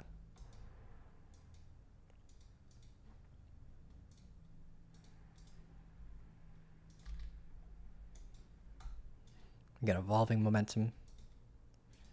You can monitor here. This is not really a trader's asset. This is more of an investor's asset right now. If you look at these candles, there's a lot of friction. So it's either A, a sign of a reward-based system that's impacting its price action, or B, poor liquidity. And so on Binance doesn't tend to have the best liquidity with some assets, these lower market cap assets. Just be aware there might be a better chart. Usually the decentralized charts are best for low market cap assets like this.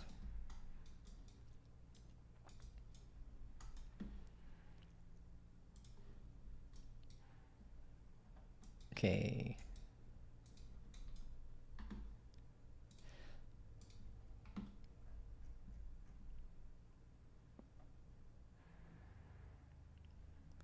IREN.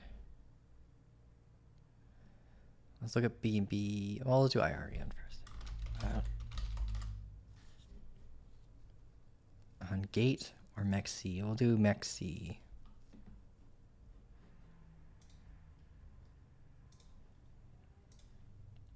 Pull up on the daily.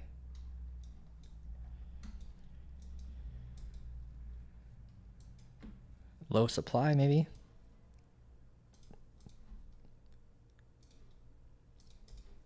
It's only been listed on MEXC for 64 days. And very, very volatile. 30% drop. 20% drop.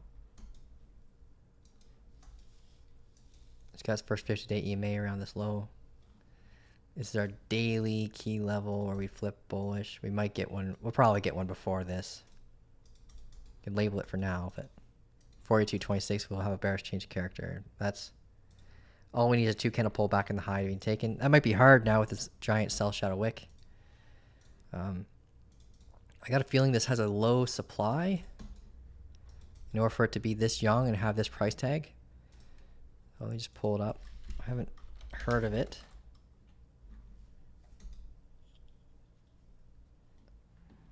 Market cap is 20 billion already. I bet that's inflated.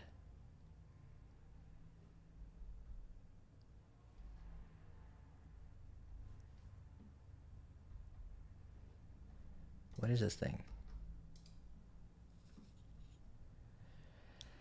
It's engaged data center business powering the future of Bitcoin, AI, and beyond, utilizing it. Okay, so it's a data center token. Bitcoin mining operations generate revenue. Okay. And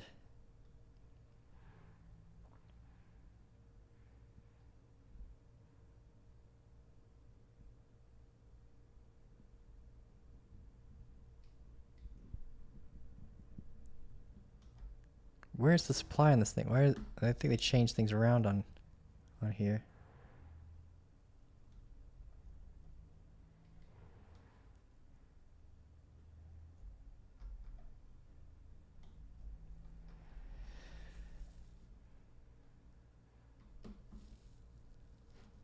It's a tokenized stock.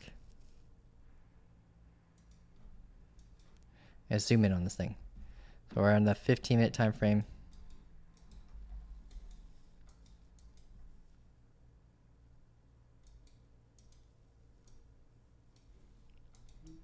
So price action is going to be a little bit awkward. We had that bullish change of character here. And because we had this wild whipsaw kind of event, everything's going to be internal between this low and this high.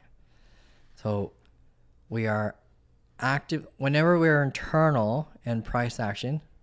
This is kind of like a more advanced tier kind of lesson, but you have to listen to the external price action bias.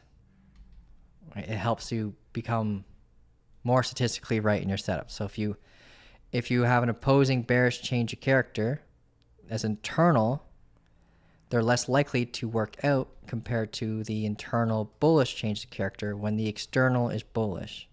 So you tend to want to be trading mostly alongside the external price action bias. So basically what I'm saying is, if we have an internal bullish change of character or bearish change of character, the bullish ones are more likely to play out. It's awkward. I don't know why you guys make me look at these ones. they're so messy. We lost momentum. Found support off this little demand.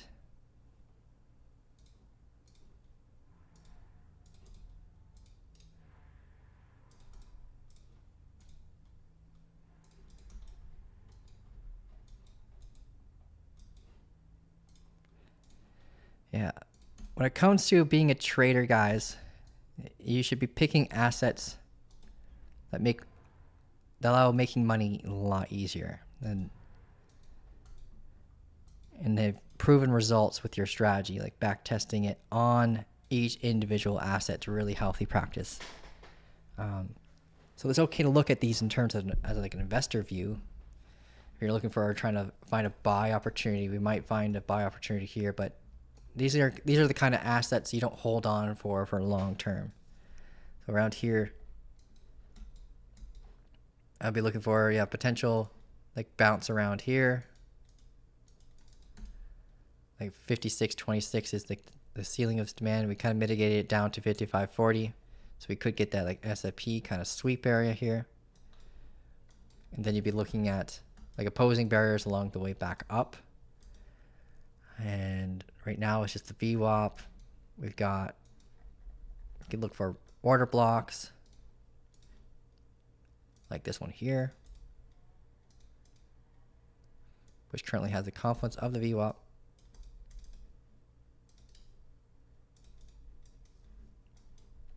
By the way, if you're wondering how to do what I just did there, you can double click on screen and it hides your oscillators, so you can zoom in on price action.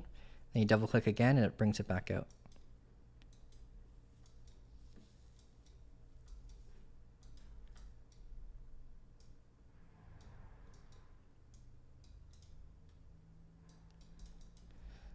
All right, that's pretty much it for this thing, man. I don't really trust it.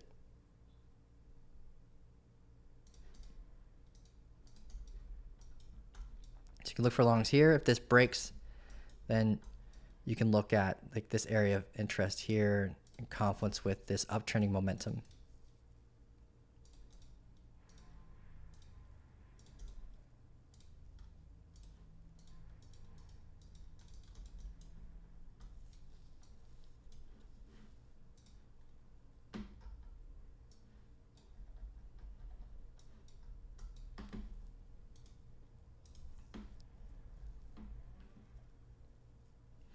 All right, BNB and coin. Let's pull up. I don't think I have a coin, right? Yeah, no. BNB be an easy one.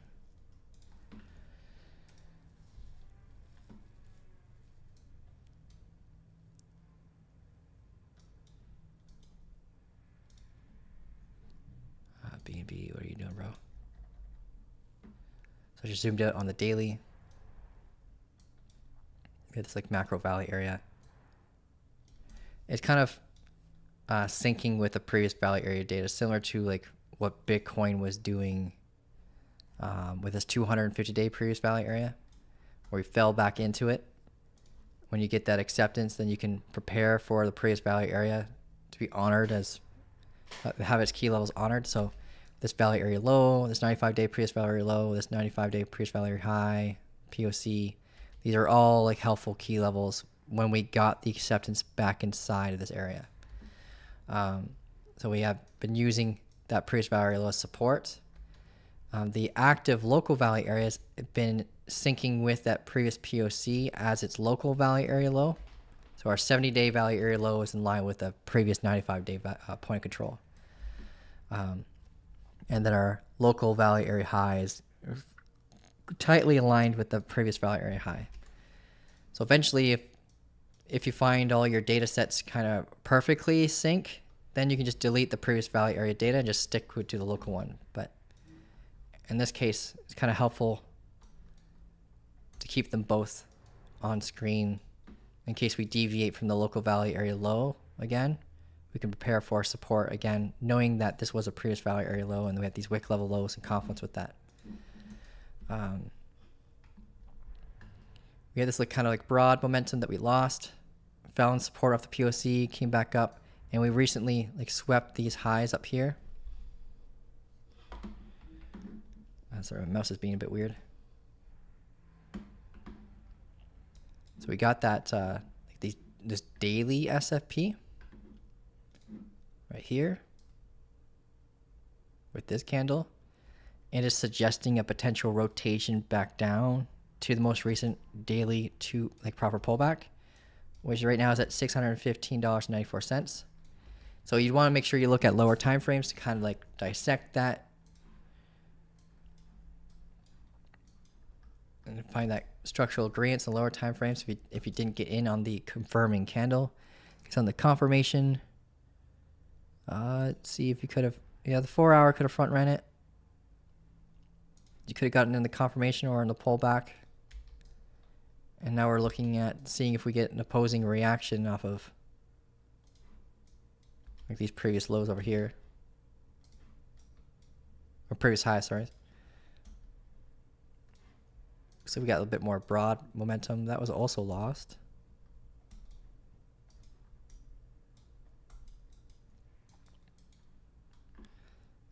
See our internal price action. This is our change of character at $645.65.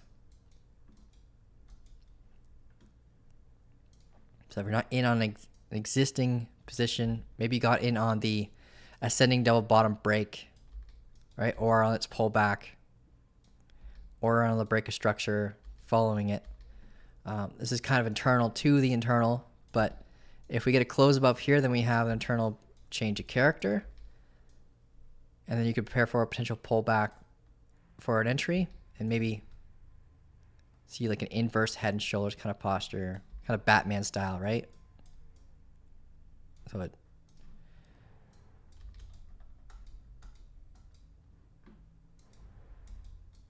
that's what I'd be looking for in that scenario. Change character, then maybe pull a fib from the extreme low to the high, wherever the high is confirmed. See if there's an entry off that. But not one that I'm really not as confident in that kind of setup based on our positioning that I am with some of the other ones that we looked at. Just because we're at a macro value area high.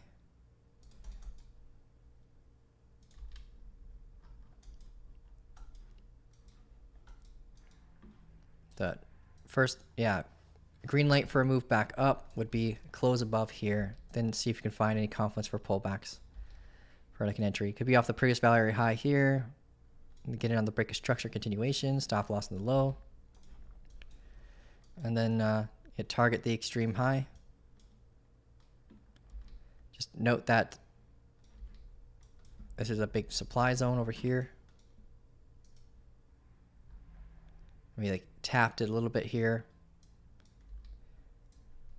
which helped induce the rejection and confluence with sweeping these highs, and confluence with being at a value area high. So if we get back up there, you're going to watch out for that supply zone and confluence with the previous value area low at 671, where we can hit our head. So look for that bearish change of character at that area.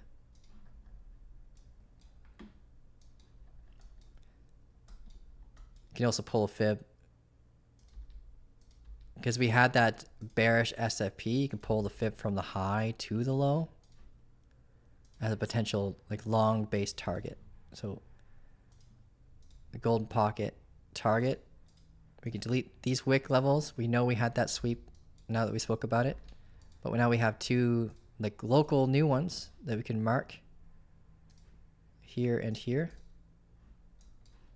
And this one comes with the confluence of a golden pocket right here. So if you're in on any longs, you'd be watching out for a rejection here. If you're waiting for the longs from a close here and a pullback, then this is going to be your first boss, then your main boss here.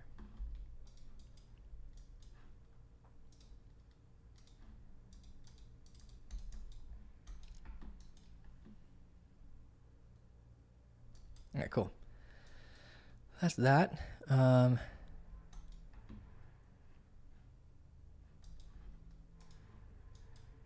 Things have slowed down.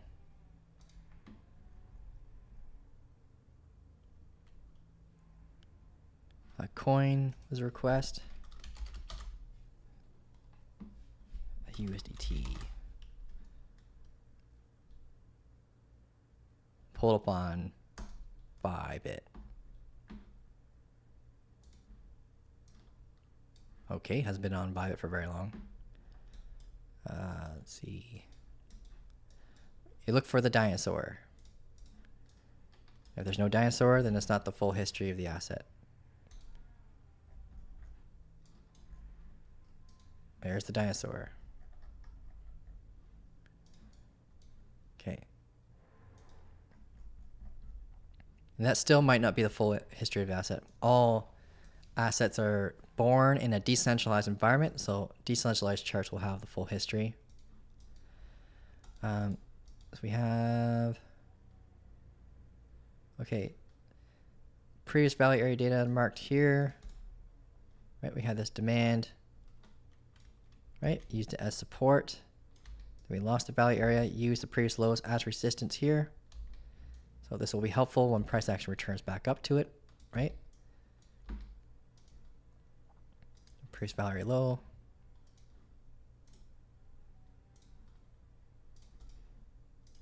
Previous value area high.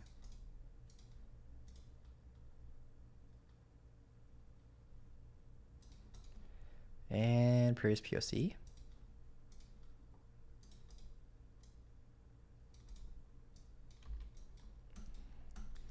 See, kind of helps you here. We watch it as a form of resistance. Hit our head off a little bit, but got the acceptance telling you can rotate to the upside side of the value area. And we got that rotation. And we even swept the extreme high. And when that occurred, you can look for a rotation back down. Kind of dip back down a little bit. We had this demand here. Mitigated that, but it still is like an area of interest. Pull fib from the low to the high. We hit our 886 and got a bounce. Now we're currently fighting that previous value low and like the active value area.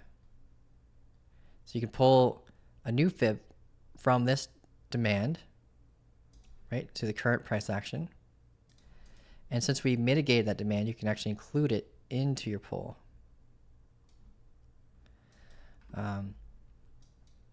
And our value area data is closely aligned with this one. It's D frame, D frame. It has a volume gap on its upper side. This one has a volume gap on its lower side. So it's kind of upside down version of this one right here. Value area here, you can mark.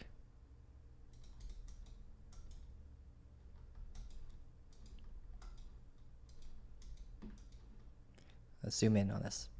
So here we got that internal bullish change of character. You just check the accuracy on that. We got, oh yeah, okay, it's internal to the high and low. We have we're breaking back above the 50-day EMA in confluence with that, getting acceptance into the local value area in confluence with that. We got a little bit of supply barrier that we're fighting against in confluence with the previous value area low. It might induce a little bit of a pullback, but all signs are kind of pointing up for a coin right now. We can get Potential rotation back up to its value area high between $203 and $206. You mark the extreme wicks. They can induce pullbacks. SFP, SFP, and a potential SFP here. Use your magnet tool to make sure it's clung right to the wick high to refine your levels. Take a look out for bearish order blocks, like the one that we're fighting right now as we speak. We're fighting that. So pretty much fully mitigated.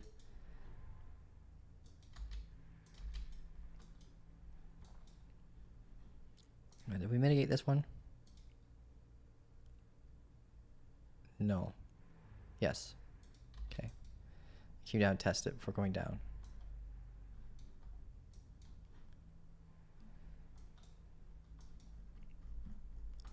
But that's pretty much it for coin. So basically, you're getting acceptance back inside the value area, got that bullish internal change of character, getting above the 50-day EMA, and it could have an opportunity for a pullback, retest these previous lows, retest the local value area low. If we get the higher high, then you have a better possibility for a rotation to the value area high. You have to watch the POC along the way at 198 and mark your wick level highs in case you have an SFP reaction that can induce pullbacks to target the most recent proper pullbacks, like 2 candle pullbacks, right? Anything like that.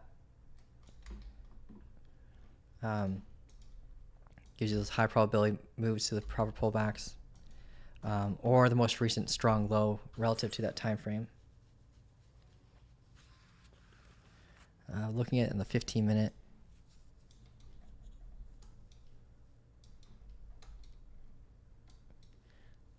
You know, kind of retested already, but no proper pullback to it.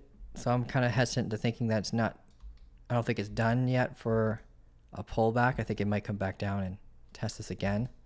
And then you get that proper break of structure, and you can use that strong low as your stop loss on the 15-minute. It's an internal strong low, but if we get a proper close above here, then we actually get the bullish change of character on the 15-minute that's not internal. And at that point, you can expect a potential pullback as well for an entry. So basically, yeah, my bias is that this thing is going up, but I think we're going to get a pullback first before getting that full rotation.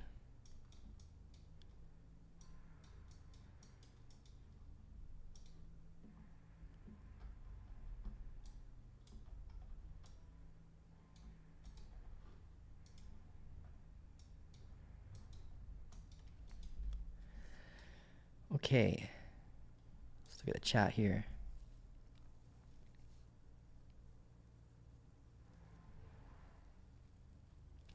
What is the strategy he is using? You talking to me or someone else? Grayson, you longed the 3-minute order block at the bottom of the orb at the VWAP now. Let's see the orb here.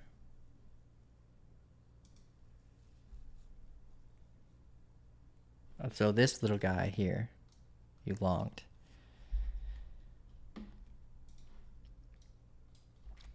Nice, not bad. So you said your stop loss is at the VWAP? Is that what I read? I saw it. Okay, yeah. You can just keep it a little bit below the VWAP. So it's guarded by the VWAP and guarded by the orb high. We kind of have this internal kind of range here, but I like the tweezer bottom reaction. A lot of people enter off of that criteria when you have no sell shadow wicks on both candles. But what I'd prefer to see have happen when that happens is this candle to close above this high for me to kind of gain that trust. Or something like this when we longed this morning on this here, like a doji reaction, then an engulfing candle response.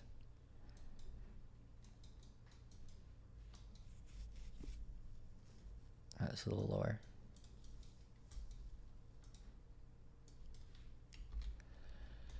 Good job, man. I like the confluence of the orb blow and the order block there. But it's a little bit, yeah, you have to be cautious right at the VWAP and the orb high. I'm glad it broke right through for you.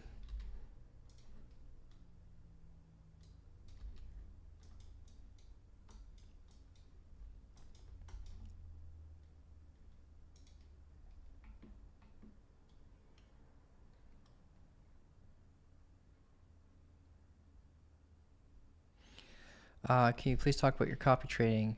Are you still getting started? Yeah, I think we only got like 4 trades in it. We had problems with it not entering some trades, problems with it closing full positions instead of partials, but now it's all kind of operational properly. Because I'm using like an API that's reading from my Blowfin trades. So I'll take a trade on Blowfin and then it will execute it on BitNex. So BitNex had a little bit of problems, but it's all resolved now. So like my win rate's around like 82%, but ever since starting that copy trader, we've kind of been cursed. I think it's like 3 losses and a win right now. The win's worth about 1.5 losses.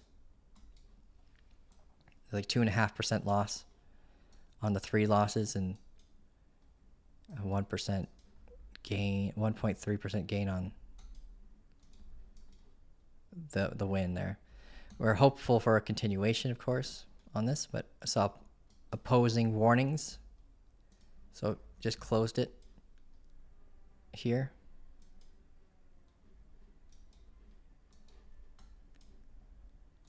And we're kind of hopeful today. We had 2 trade plans today. One for the short on the orb break, and then the continuation down to the 4-hour strong low and this 16-day previous value area high.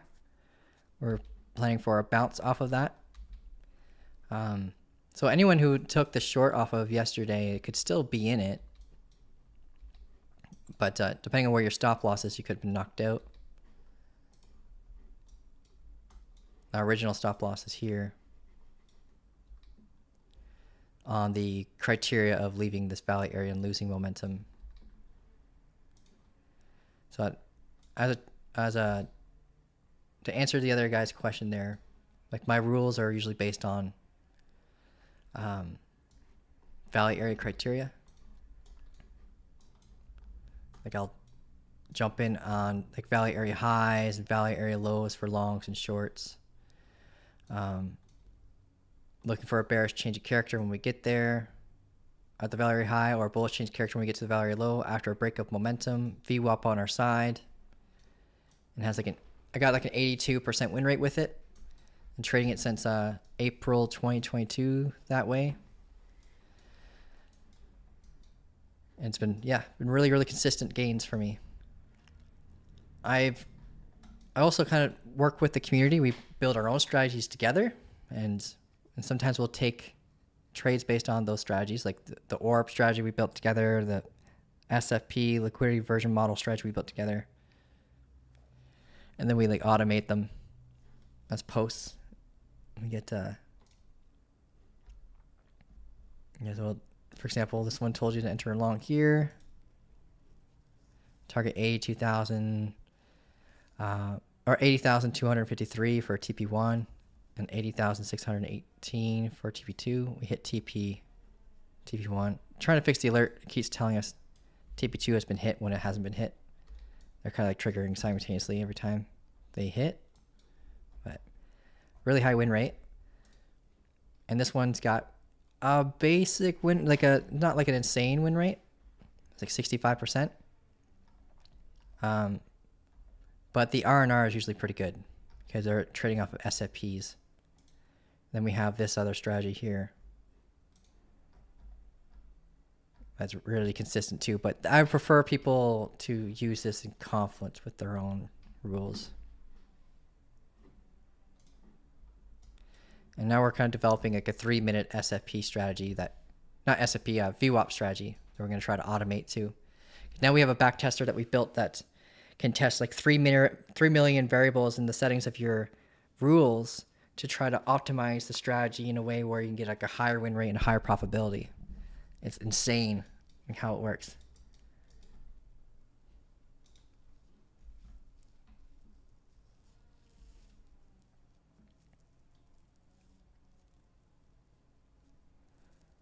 Almost stopped, man. Yeah. Bitcoin's kind of trading internally right now. Getting like, yeah, just ping-ponging. I only got the one trade in. Yeah, they only got the one trade today. Nothing wild. The better setups are like waiting for us either here for a short or down here for a long. Like previous value low, confluence, supply, confluence, hourly order block, confluence here. Then you just got to wait for a bearish change of character for that structural agreement. And same thing with down here. Previous value area high, order block, guarded by 4-hour strong low. And then, yeah, look for a bullish change of character here. But if you get the acceptance instead, then we'll have a bearish extension down to as low as 75,200. And that will come in the form of like a close inside the valley area, pull back to the valley high with the 2 consecutive candles, then lower low, proper break of structure. And then you can get that rotation back down to 75,200, where the 50-day EMA is. And then we can get a potential squeeze between the 200 and the 50-day. I'm kind of hopeful that we just keep going down until we get to around 59K. But it's not up to me, but that's my preference, because I want to get it on a like inverse perpetual long for a big setup.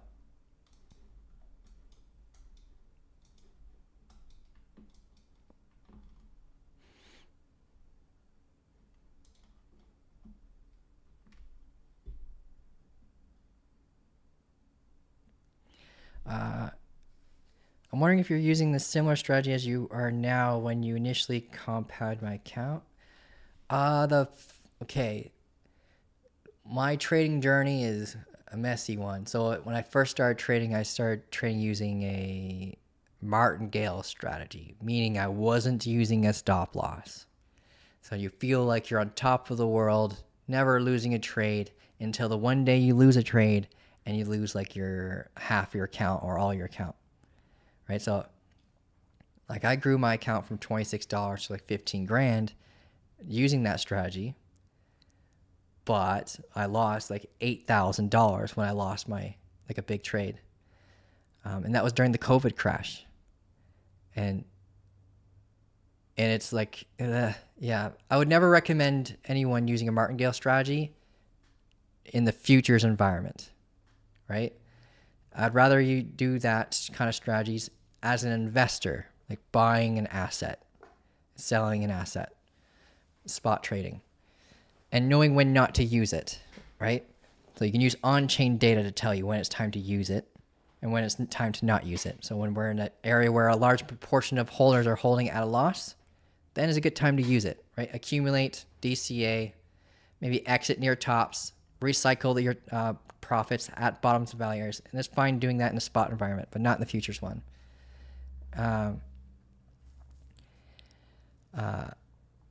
That's me, but never lost with a martingale so far. See, that's what it is. It's 100% win rate until you lose. And when you lose, it destroys you.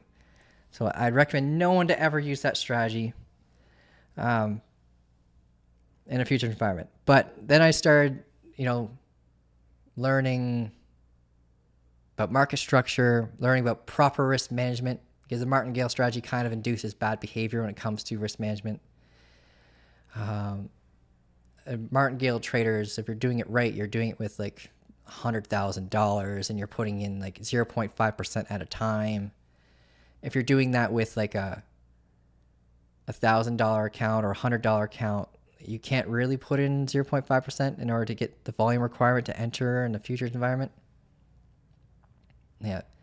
Like think institutions, like sometimes they'll do stuff like that. But I don't recommend it. Then I developed like a Bollinger Band strategy on the hourly time frame. I compounded quite a bit on that because the win rate is really decent. At the time, it was like 80%. These days, the same strategy is around like 65 to 70%. Still good. Have I used Phoenix grid bots? I used it on KuCoin when I was able to trade on KuCoin, like a grid bot trading strategy, and I combined it with range, like lows and range highs to find like my grid and stuff. But no, grid bots are kind of the same concept as like martingale kind of style. You could have like an absolute low or an absolute high as an invalidation point defined based on like larger time frame market structure to say like, okay, this is like the end of this range, or but yeah, I don't normally recommend grids either because yeah, they're good unless if you know how to range trade, you know when to turn it off, which is fine. But I don't know, the grids are a little sketchy too. But yeah, Bollinger Band strategy is one I moved on to after that. That did good. And then I got really into inverse perpetual trading, which is now labeled as like coin margin. So if you guys see like coin-m on your exchanges, whenever I say inverse perpetual, that's what inverse perpetual what it used to be called. So you're risking to lose Bitcoin to earn more Bitcoin instead of risking to lose USDT to try to gain more USDT. And you can do this with multiple assets on exchanges like Cardano, Solana. Like you can risk to lose the asset itself to gain more of the asset, which allows you to kind of like compound your portfolio, right? And I grew my account when I started developing like a Valley area strategy and started learning about on-chain metrics and profit risk management. That's when I really started to grow. Like I grew from like $26 to 15K, lost like 8,000, learned from my mistakes, then grew from that $8,000 account back to like 300,000, quit my job and the timeline is not perfect when it comes to quitting my job because I did quit my job when I grew my account to 15K. I was working at a call center and I absolutely despised it, and I thought 15K was enough. And I also thought I was unstoppable because I was a martingale trader. But yeah, then that big loss happened and I ended up going back to working I did Uber. And on the side of Uber, I was doing the trading, figuring stuff out while I was waiting for the trips. It's like ping me on the app to go for like a trip, and then yeah. During all that waiting for trips, I was basically learning as much as I possibly can, and yeah, I grew it to like 300K after an important lesson I learned from another trader, and then I grew that 300K to like 40. Yeah, now it's at like 40 BTC. But at the bear market bottom, I was able to buy a house with the funds that I've had and the studio that I'm in. It's pretty fucking awesome. It's life-changing. I guess my question is, can account be compounded from a few K to a significant amount without scalping? In a reasonable time frame. Depending on what you mean by reasonable. So I can go over some examples of other traders that we had in the community where like we had someone grow a $250 account to like $1 million in 8 months. Like that is, but he was like risking, in my opinion, too much in his trades. So he got a little bit lucky. He was basically following my signals, but with too much margin, and he grew it pretty quick. And you can fall as quickly as you climb doing stuff like that. But I'd say a reasonable, like if you're $1,000, let me just pull up a really helpful website. If you go into our Discord and you type in any channel, let's go to the welcome chat, for example, and you type exclamation point toolbox, and you guys can all pull up this website with me. You get a DM from our automated bot. And at the very, very top, you'll see risk management R&R tool. If you click on that, pull it up, you'll get this website here. It'll tell you everything in relation to pounds, but just visualize it as, you know, US dollars or wherever you are in the world when you're watching this. And you type in $1,000, right? You can say you type in your win rate. You find out what your average net R&R is. So hopefully you're journaling your trades. But let's say it's like a 1 to 2, which is reasonable. If you're trading ranges, like 1 to 2s are often, like 1 to 3s are often too. But if you're like doing SFPs, you might get like 1 to 10s, or 1 to 6s, but your win rate will usually be lower. So let's say you have a 60% win rate, 1 to 2, and you do about 100 trades in a year. And the number of lines represents the number of possibilities, like because the statistics will kind of vary. How much you're risking per trade, like 1%. So if you're trading with $1,000, you'll be risking to lose $10 to gain. In this scenario, if it's a 1 to 2, you'll be trying to gain $20, right? Start simulation. And after 100 trades, you can make about $2,700, right? And what really starts to compound is when your account gets to around like $5,000, $10,000. So if we put in like 300 trades, like you're at like 17 grand, right? If you manage to get 1 trade per day, which is not realistic, you're at like 33,000. Now imagine if you focused on like 1 to 3s, or you worked on your win rate, you brought it to like 70%. Let's go back to 1 to 2, sorry. You brought it to like 70% win rate, and you had the same kind of number of trades, like 100. Like you're at 3,000. Like you just play around with this. So at first, your goal would be write down your rules. What do you want to do? What's your entry criteria? What's your exit criteria? You should have entry rules and exit rules, right? Find out the win rate of that by backtesting on TradingView. And then when you have the win rate, type in that percentage win rate here. Type in the average net R&R you get from it, right? Maybe you get 1 to 3s out of it. And then you could find out what a realistic growth would be by risking to lose 1%. Like 1% is healthy. You can lose like 10 trades in a row and you'll lose less than 10%, because if you're doing compound risk management, the value of how much you enter in the trade is going to reduce. If you're doing fixed risk management, then that's a little bit different. But yeah, if you get to the point where you feel comfortable starting with like $10,000, you can grow your account to the point where you can live off of it. Like you make 100 grand in a year, right? Like I've started this year with a brand new scalping account. My scalping account was started with like 5 grand. And with every trade that I've signaled, this is only with the trades that I've signaled, the account is now worth like $10,300. But once you get to $10,000, that's when you really start to feel like the growth. Because at that point, you're risking to lose $100 to gain $200 or more, right? So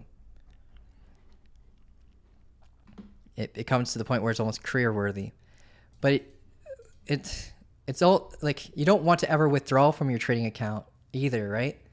So if you want to live off of your account, you need to find out what your expenses are versus like all of this data. Because you want to be making 3-fold your expenses so you don't feel stressed out all the time.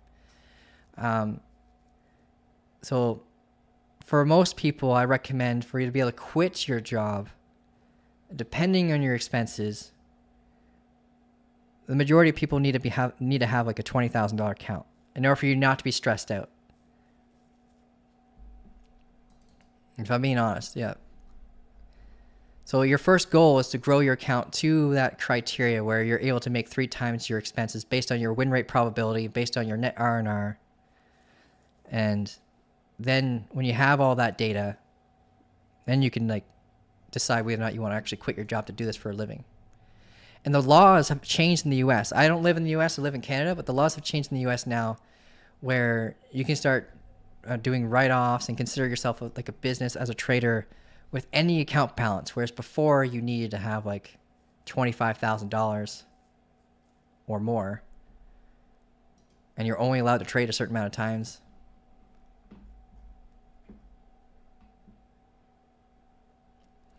Thanks for the info, Kyle. You're lucky that I can work from home. Oh, nice. Okay, software developer. So there's some jobs that are perfect for it.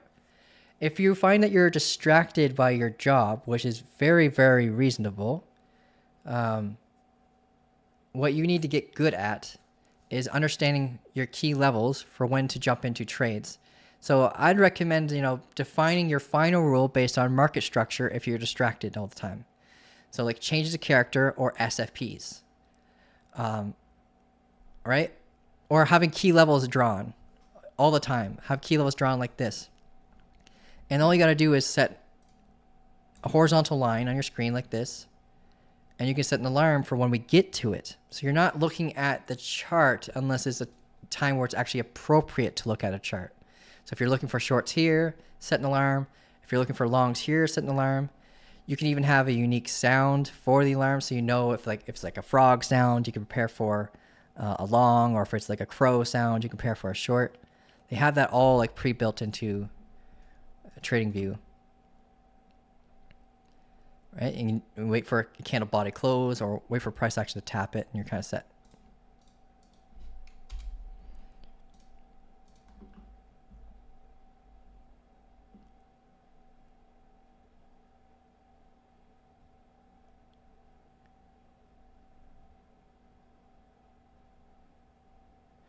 I remember you posted your win rate before, but never lately. Why? Jeff, you might be from Fanova then. Fanova, we had a bot that would track my trades, and then it would automate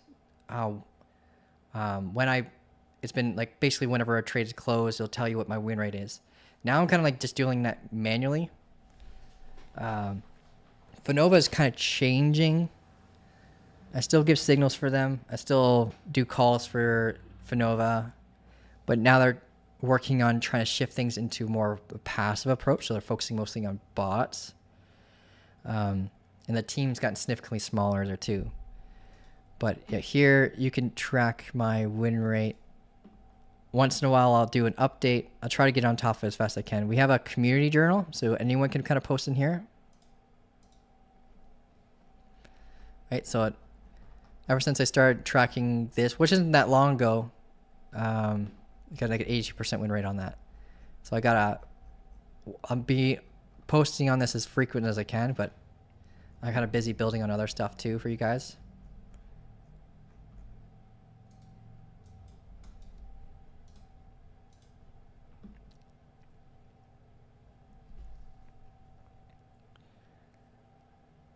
Yeah, let's see. That makes sense. I'm currently just getting wrecked into scalps without full focus. Yeah, you gotta have rules, man. And then listen to those rules like law. And it will help with your emotions too when you know your probability, right? If you went through, let's take, look at this for example. I'll pull this up.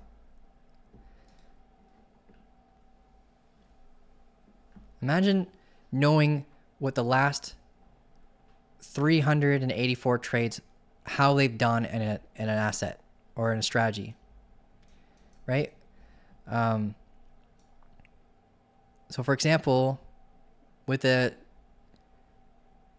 strategy of like you guys can write this down as I say it, right? So you write down basically in a checklist, so you can consistently look at that checklist and make sure everything's checked off. 15-minute candle close. The very first 15-minute candle. What's the high? What's the low? Okay? That becomes what's called an orb, the 15-minute orb for that day. If we close above that orb, you're looking for longs. If you close below the orb, you're looking for shorts. If VWAP is on your side, then you can do your trade. If VWAP is not on your side, then don't do your trade. So for it to be on your side, what I mean by that is If you're doing a long, VWAP needs to be below you. If you're doing a short, the VWAP needs to be above you. Okay? So in this example, that criteria was met here for a short, right? So the entry was here, stop loss, it's up here, and you focus on like a 1 to 2 TP kind of scenario. Now, I've been backtesting the crap out of this thing. The original criteria for your stop loss was the top of the orb, and you target like a 1 to 2 and a 1 to 1. You're closing like 20% at your 1 to 1, and then the remaining amount of like your 1 to 2. I'm testing it right now with the look back rule, where it will look for the most recent high as your stop loss instead of the orb to see what the probability is, and I noticed that it increased the probability of winning. So it got us a 69% win rate with a profit factor of a 1.64. Most people try to focus on trying to get a profit factor of a 1.5 or greater. There is a higher profit factor using the Tokyo session, for example. Instead of the New York session, you have like a 2.2 profit factor. But this profit factor is based on fees included into it too. So it's calculating like the cost of fees. Of the worst like commission example would be like 0.06. You can get lower than that, of course, but I wanted to give raw data based on average fees when entering with a market order and exiting with a market order. So this kind of stuff you can do with your strategy, your rules, to find out, okay, what's the net profitable win rate, net R&R average? Could I do this sustainably long term? And stuff like that. And you just go replay mode like this if you want to do it manually, right? Or you can try to build a strategy indicator to do it and get it automated. Automated means, though, you need to have, if you're doing things based on market structure, you need to have a very, very, very good indicator. And it can be remarkably difficult based on market structure entries, but so when I back tested my fixed range volume profile, like my value area strategy, I did that all manually at first. I went through like 5 years of price action with Bitcoin to see like how often would I win this trade before I actually started using it. And yeah. So most of my results were like from manually back testing my trading strategy. And then I started doing it in the forward testing with a small amount. And then when I felt confident in it and my ability to execute it, then I started, trading with a lot more.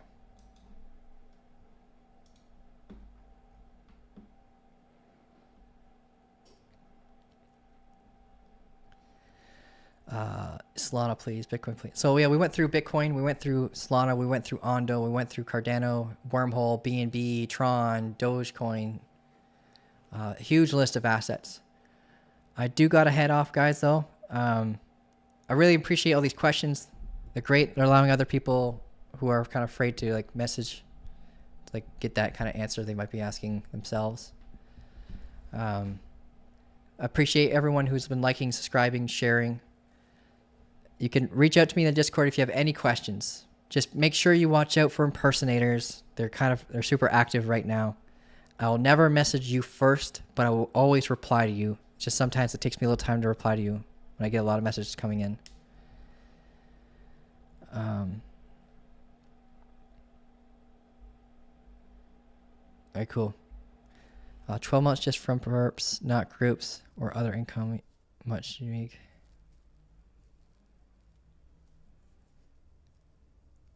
I don't know what you mean by that, man. Yeah, David's call starting in like 3 minutes. David's one of our coaches. He's a swing trader, and he's a great mindset coach too. So if anyone's struggling with mindset or wants to learn how to do like longer term trades, like his call starts in like 2 minutes inside the community. The link to join for members, remember it's at just come to the top here and you just look for the my brain's off today, the coaching call links, and you just click on this and I'll bring you right to it. All right, cool guys. You have a great day. Reach out to me if you need any help with anything. Have a great day.